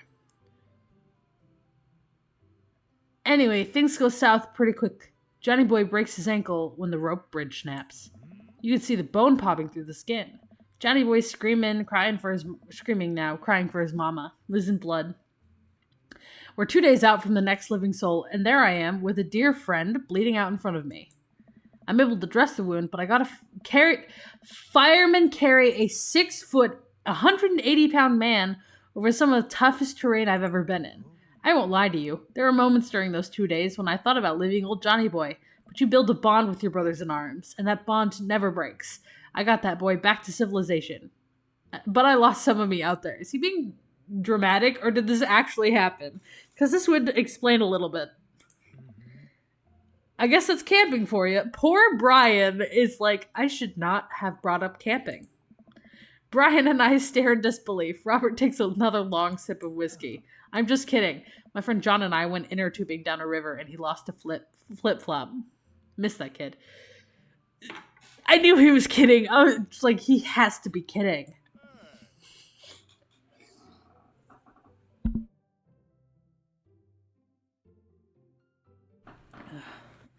Brian and I laughed nervously. Or am I kidding? Brian and I tense up again. I'm kidding. Phew. Amanda and Daisy barrel up to us laughing. Daisy's holding a paper plate in front of her like a steering wheel. We gotta get off this haunted truck. Oh no, the ghost locked the doors. Quick, hit the emergency escape button. But trucks don't have emergency escape buttons. Then hit the brake, I guess, and then we'll get out of the truck. The imaginary truck. Anyway, we're safe from ghosts, but how will we ever survive this Arctic tundra? Daisy, you might have to eat me. Are you prepared to do that? I'm prepared to do anything to survive. Look at her little face. She's so cute. I love Daisy. That's cold-blooded. I like that. Although I'm not sure I have the materials required to properly cook you. You know, that reminds me of the last time I went skiing. Robert! Wait a second. Are you guys playing Long Haul Ice Road Paranormal Ghost Trekkers? Yeah! Amanda and I love that show. It's the best, especially the episode where Callum hides Flint's keys and Flint retaliates by breaking an ancient cursed urn and sending the spirit after him. Yeah, that's quality reality television. Okay, he shot up on my list a little bit. I don't watch a whole lot of television, but I do enjoy that show. That and war documentaries. You know, Robert's still in the not quite there, because I haven't met his kid, but he's moving up. All right, Daisy, I found us a couple bugs. They're going to make a great meal. Lots of protein. Gonna keep us from starving out here in this harsh, icy wasteland. But there's a whole table of food right over... Daisy, it's a game. We're playing pretend. It's what kids do. Live a little. Amanda gives Daisy a handful of gummy worms from the snack table. They eat them with mock disgust. Let's go find kindling for a fire. Okay. But not an actual fire. Because we're playing pretend. Now you're getting it. Daisy and Amanda run off. What a cute couple of kids. Man, I've never seen her get along with anyone so quickly. I guess Amanda just sort of has a way with kids. That's kind of amazing. Daisy doesn't really get along with kids her age. It's nice to see that he's not trying to one-up me this time. Maybe we can have a regular friendship after all. Really? She just kind of keeps to herself. Her teachers say she spends every recess in the library. I think the other kids are intimidated by her intelligence. There it is. I wouldn't worry about it too much. Amanda was shy at Daisy's age, too. She used to have a habit of crawling under tables and crying every time we took her to a restaurant. She bit people, too. Oh, kids, right? Gotta love them. You're required to by law. I hear that. You have kids, Robert. Well, since they're getting along so well, maybe we should try to put together a little playdate for them. They do seem to be getting along well, but the thought of continually hearing about all of Brian's accomplishments is rough. Yeah, that'd be nice. Well, I don't want to take up too much of your time. Go meet some of the other fellas.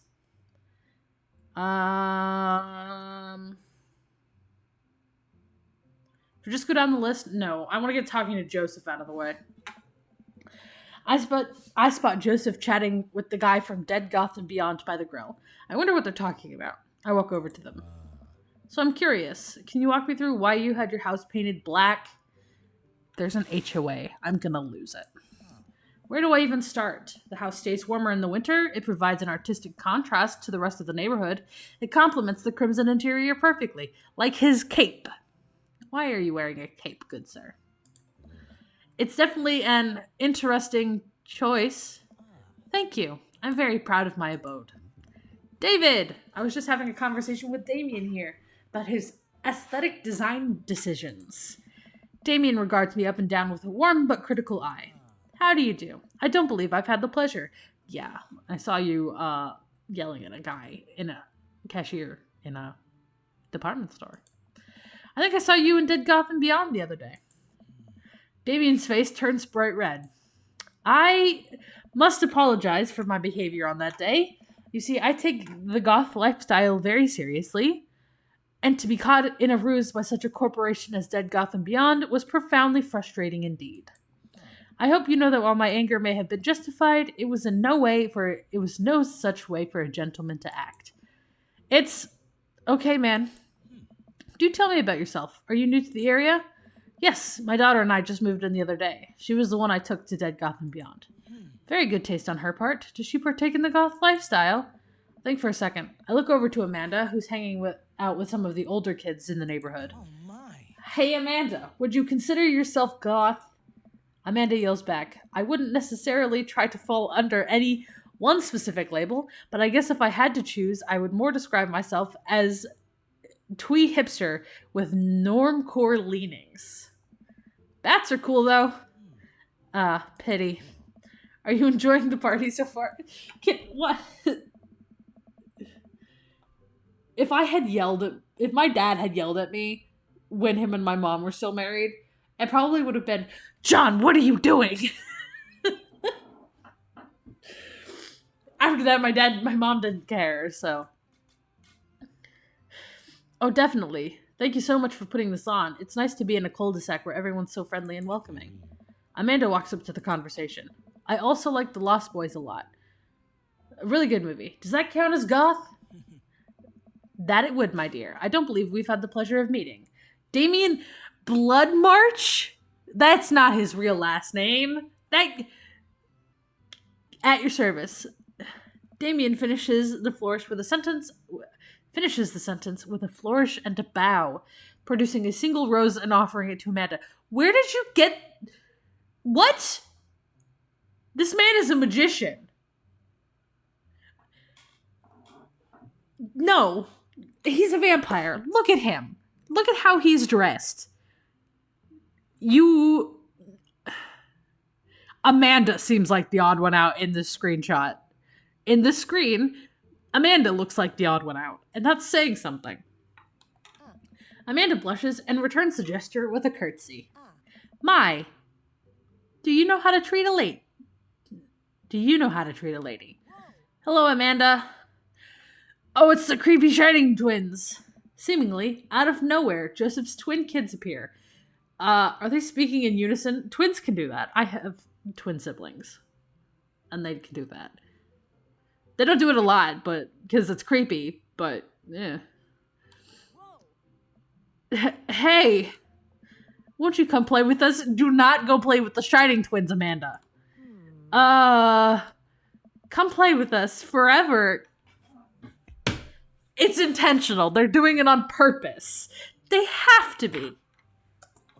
Guys, enough with the creepy twin shtick. We've talked about this. Christian and Christy slowly back away. Where do you think they got that from? Mary pops into the conversation, wine in hand. I do like Mary. I just wish their kids looked more like her and less like him, because he is a creepy man. I don't know. Mary takes a long sip of wine. I think I might have taped over a VeggieTales VHS with The Shining. Who knows? I knew they were Shining. The Shining twins. I knew it. She takes another sip of her wine. Where's Krish? Wasn't he with you? You had him a moment ago. He's probably stuffing dirt in his mouth. He'll be all right. Toddlers are pretty resilient. Mary tips her glass to me. Ain't my first time to the rodeo. It's my fourth. I have squeezed 4 little... Sweetheart, would you do me a favor and please find Krish? That would be great. I'm sure he's fine. Mary. Okay, geez. Mary finishes her wine and wanders off. Oh, it's this little punk! Dad, can we go now? Lucian, have I introduced you to David yet? Hey, it's the punk from Amanda's school. I remember you. Whatever. That's no way for a young man to speak to his elders. Be polite. Lucian bows. Whatever, sir. Lucian bows again. Mr. Christensen.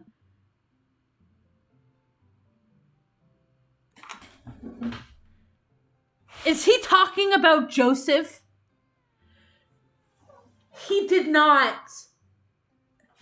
Chris Christensen. Christy Christensen. Christopher Christensen. And Chris Christensen. I'm gonna lose it. Can I eviscerate this man? Whose idea was it to name these children? Whoever's job it was needs to go to therapy. May I have a veggie burger, sir? Coming right up, bud. Are you vegetarian? Oh, good grief. Coming right up, bud. Are you vegetarian? Yep. At least he's cool. At least Lucian's cool. Unlike Joseph's creepy kids. Yeah, Joseph keeps sliding down to the least likely. Make that 2 veggie burgers. Did you know that some people in the Victorian area were vegetarians? They described carnivorous type people as bloodlappers. Dude, your last name is Blood March. Dad. That's really interesting, Damien. Joseph turns to the grill.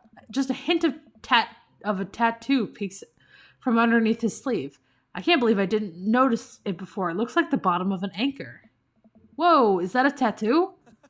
Yep, I wasn't always a youth pastor, you know. That's so cool. Want to see mine? What? Lucian pulls back some rubber bracelets, revealing a lopsided 666 in black ink. Don't show the Christian youth pastor your demon tattoo, Lucian. My buddy gave me a stick and poke tattoo last week. I think it's healing up pretty good. Lucian! We'll talk about this later. That's pretty cool. What's the significance of the tattoo? How can you be a youth pastor and not understand? I don't know. I just thought it looked sick. Well, in my opinion, the only reason you need to get a tattoo is because you want one. Careful though, that number carries weight. So he does know. He just didn't know if Lucian knows, and Lucian didn't, so it's not his fault. That is good on tattoos though. The only reason you need to get one is because you want one. Man, Joseph is a way cooler youth pastor than I thought. I figured youth pastors popped out of the womb with the Bible. I wonder what he did before preaching. Go tech to Matt, Hugo, and Craig. River! Matt and Hugo seem to be embroiled in an intense discussion. Craig looks on, smiling politely. I walk over to say hello. Well, I don't think it's fair to try and compare 2 art movements like that. Periods in art only exist because they're a unique byproduct of social and political climate at the time and place. And try to take something like, say, the Rococo period and compare it to postmodernism in America, you're completely disregarding the context in which the work of art is created. Oh, God. Oh, God! It's like living with my dad. My dad is an artist. He did art in school and did pottery in college. So I have a whole bunch of pots from him. And he has a 3-canvas painting of a plane that he did hanging up in his house. And it is one of the single coolest pieces of artwork I have ever seen. Maybe I'll get him to send me a picture of it. Let me send it to my dad. Hey, Dad. I'll get my stepmom to send it to me.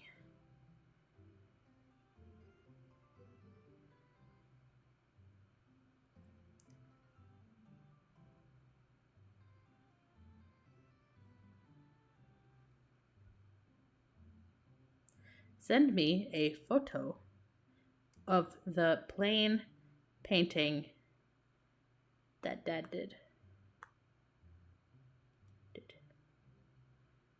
I am still working on a Christmas list. Because I know she'll ask about that since I didn't respond the first time.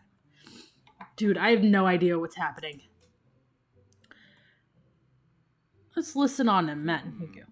That kind of comparison just eliminates the reason art movements are so important in the first place. You're not wrong, but I think there's no harm in comparing one work of art to another. You could definitely say one painting is better than another if you're evaluating technical skill from a purely formalist standpoint. If I showed you a Matisse and then something by Dutch masters, which one would you say shows more technical prowess? I'm so lost right now. I should have worried glance at Craig, who returns it. No. Well, sure, you could say that the Dutch masters are technically more skilled, but that would argue that while the Dutch masters are better painters, Matisse had better paintings overall. Well, that's pretty subjective. How do you mean? Well, that painting of a guy with the apple in front of his face is pretty nice. Matisse rocks. That's a Marguerite. Sorry, right, art, sorry. You're fine, dude. We're just discussing the importance of context when talking about artwork. Listen, all I asked was if you liked Van Gogh or Picasso better. Hugo throws up his hands in frustration. But they represent two completely different art movements. How could I possibly choose between the thick and creamy impasto of post-impressionism and the abstractedest beauty of Cubanism? Man, that's all way above my head. Me too. Haha, it's all good, man. The cool thing about art is that we all perceive it differently. A single piece could have totally different effect on each person and that looks at it, and that's awesome. Just 1 minute about that. Hugo, please. Sorry, I just get really fired up about art stuff. David, how are you liking the neighborhood? It's pretty nice. Everybody's been super friendly. Seems like your daughter's fitting in just fine. Matt points across the yard to where Amanda, Daisy, and another young girl are playing. They're all sitting cross-legged in the grass, picking weeds and weaving them into little flower crowns. It's pretty adorable. The girl I don't recognize jogs over to us. What is it, sweetheart? Oh, she's cute. Yeah, she's her dad's kid. It's a flower crown. I thought you'd look cute in it. Well, there's only one way to find out. Matt takes the flower crown and places it on top of his head. Am I cool now? The girl stares at him, thinking it over. Nope. But you're slightly less uncool than you were before you put it on. Hey, David, this is my daughter. Hello. I'm Carmencita. Amanda comes over with Daisy in tow. Dad, look, I'm making friends. Are you making friends? You better be making friends. Yes, actually, Amanda. Do you remember the cool barista from the coffee shop? And my old college friend? And, your teacher? Oh, hi, Mr. Vega. I didn't realize we were neighbors. If I date her teacher, that'd be awesome. He's got a flower crown on, so Matt has moved officially from the unsure to... I'm going to put him right behind Craig. Because I'm sorry, River is still the cutest little thing I have ever seen in my entire life. He does have 3 kids, and it looks like Matt only has 1. But Carmencita's really, really stylish. I like it. Yep. You still gonna get me that overdue term paper? Great seeing you. Amanda finger guns her way out of the conversation like a champ. She learned the finger guns move from me. I'm very proud. She's definitely a charmer. Speaking of which, where did my son go? What? I thought they all had daughters at first, but I guess I shouldn't be surprised. Whoa.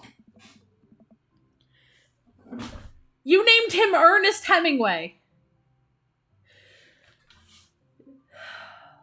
At least it's not Chris Christensen. At least it's not Chris Christensen.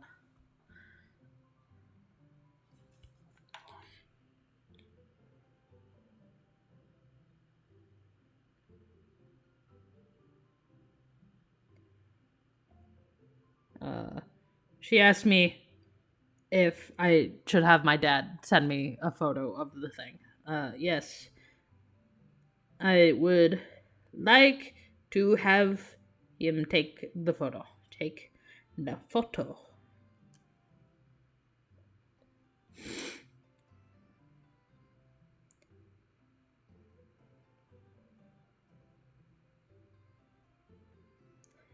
Haven't seen it in a while.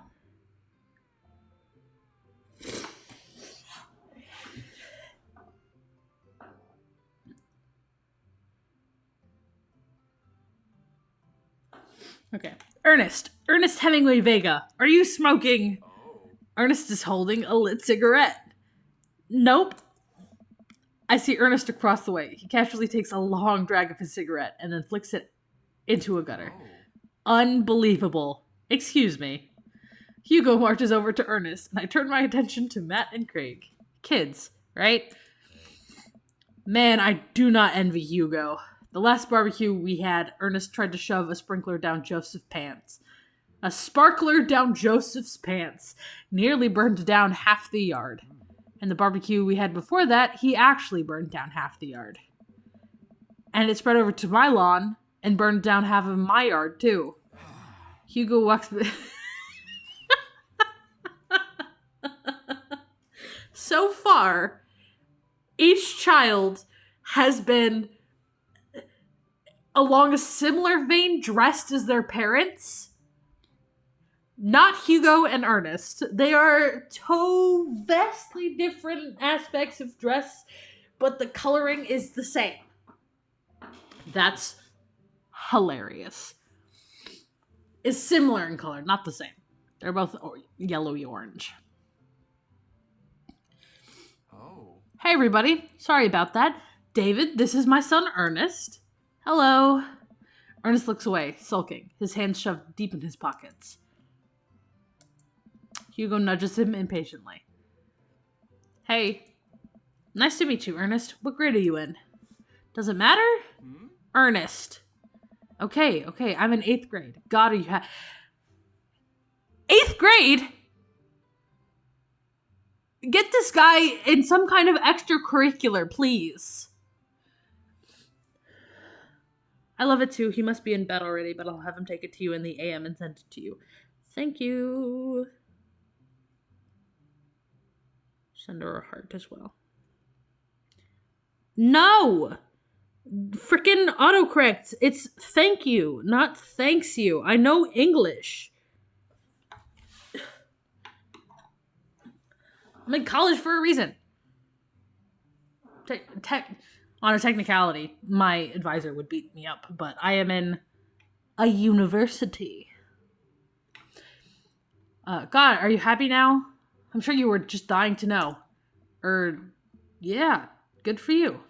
Can I go now? I'm tired of talking to old dudes who blame my generation for the failing economy. We are not that old. Ouch. I don't know. Ernest. Oh yeah, because I'm totally embarrassing you. Ernest puts his earbuds in and storms off to stand in the corner. Well, that was certainly something. Yeah, see? This is good, because I think Carmencita's a little bit older or a little bit younger than him. And so, like, the variation of ages would put him as the missing age group of, like, early teens. Which, anyone who's been an early teen knows just how fun it is to talk to parents. Or spend any time around your parents. He seems nice. Hugo puts his head in his hands and sighs. I'm so sorry. He's having a really rough time. As much as I want to be the cool dad, I have to be the authoritarian dad, and he clearly resents it for me for it. I mean, I think as a dad and a teacher, that's about as authoritarian as you can get. Honestly, are any of us cool dads? Is it even possible to be a cool dad? What? I'm cool as a cucumber. See, that right there. You can't say that. My kids think I'm cool. But for how long, Craig? How long do we get to be cool dads? I don't know. I think we just have to accept the fact that as dads, we become the machine we once raged against and accept our fates to unironically wear socks with sandals. Your kids may think you're cool now, but the moment puberty hits, you're doomed. They hit puberty.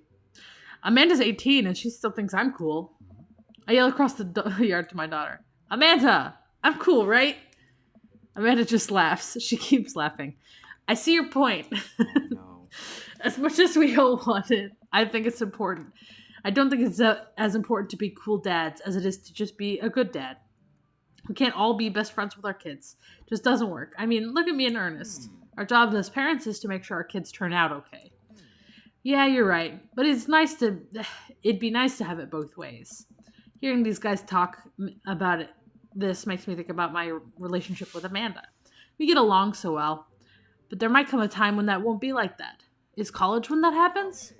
Don't let us eat your time, David. Go meet some other people around the neighborhood. Without further ado, let's work some magic. Joseph closes his eyes, takes a deep breath, and gets to work. With the greatest of ease, he sets patties on the grill, flourishing as he flips his spatula in the air. It's easily some of the best grill work I've ever seen. You guys think this is my first time in front of a grill? He's working faster now, effortlessly tossing cheese onto patties and perfectly grilling onions on the side. One after another, the dads take notice, and a crowd around Joseph to admire his masterful technique. You probably didn't know this, David, but Joseph's known around here for his grillmanship. He's ungrillevable. I've tried to get on his level, but I just can't catch up. Let us keep studying. He has a rare quality about him. I'm gonna lose it with these dad puns. Mustard, keep talking. Mustard, we keep talking about this. Can't we just appreciate the artist? Even Damien's in it. I've never seen him make a mistake. Okay, we need to stop. This is getting too cheesy. Please stop. All of the children at the party boo the glorious display of puns in unison. Nice. All right, guys, the food's ready. Please form an orderly barbecue. They all get it. Amanda groans. We all grab our food and hang out, enjoying perfectly cooked cheeseburgers. God, I would kill for a cheeseburger. Man, it's so wild how all of his dads live in the same cul-de-sac. Kind of nice, isn't it? It feels like there's a real community here. Totally helps when you're just a single dad trying to raise a kid. Okay, who has co-parents? Joseph. Craig. And that's it. Totally helps when you're just a single dad trying to raise a kid. We're happy to have you here, man. I think you're gonna like this neighborhood a lot. Look at little River. She's so cute. Plus, Amanda seems to be getting along with all the kids. If she decides to get into the babysitting game, she'd really make a killing. Hey, why don't you add us all on Dad Book? Dad Book? Yeah, it's a great social network for dads to keep in touch with each other. We're all on it, so if you ever need to reach out to anyone, it's the simplest way to do so. To do it. Sorry, I'm just an old-fashioned dad. Some social media goes over my head sometimes. Don't worry, Pops. I'll help you figure it out. The rest of the barbecue goes smoothly. We all trade stories and drink beer as our kids play on the lawn. Amanda breaks up a fight between Carmencita and those weird twins. I think they wanted her soul. So she might be younger than Ernest. We still have not met. Welcome to the neighborhood. Successfully complete chapter 1. Okay. So I think we're over the 2-hour mark, which is great. Did I save? Saving. So I think I'm going to end this here because we just finished chapter 1. I just got the achievement being like, hey, complete chapter 1. And we've met all the dads. We've met most of the kids. I think the only one we're missing is Robert. Because I don't think his kid was at the barbecue. So his kid must be baby. No, that doesn't make sense because River fills that gap. So I think is his kid the oldest kid? I think his kid might be either the youngest or the oldest, and so that's why they weren't at the barbecue. But we've met every other dad's kids. We met all the dads. We have names for all the kids. We have names for all the dads. Most of the kids. We have names for all the dads. We have a little bit more of their aspect personality. Turns out that they are much more complex characters than I was originally expecting coming into a dating sim game. Because I don't know if dating sims usually have this much depth to their characters. It's just like you pick based on what they look like. But most of the characters have a very in-depth thing. I wish we could change more aspects about our dad. I wish we could pick more of David's personality. But I think that's fine. We found out the truth of why David is, in fact, dating dads when he has a kid. And that is because his husband is dead. Does the mom die too? Because it was an option, your dad or your mom. Does the mom die too if you pick the mom, or did they just get divorced? I don't know. Maybe after I'm done here, I will do my own playthrough of that and pick that option, see what happens, see what changes. We've met Mary. Mary's cool-ish. She is trying to homebreak. We met Joseph's creepy kids. Good grief. But I think that's all we're going to do tonight. I should be back around the same time at 7:30 next week. Because I should be back in my apartment with my mic. Because I just have a standing mic. And I have a small suitcase. So I might have that.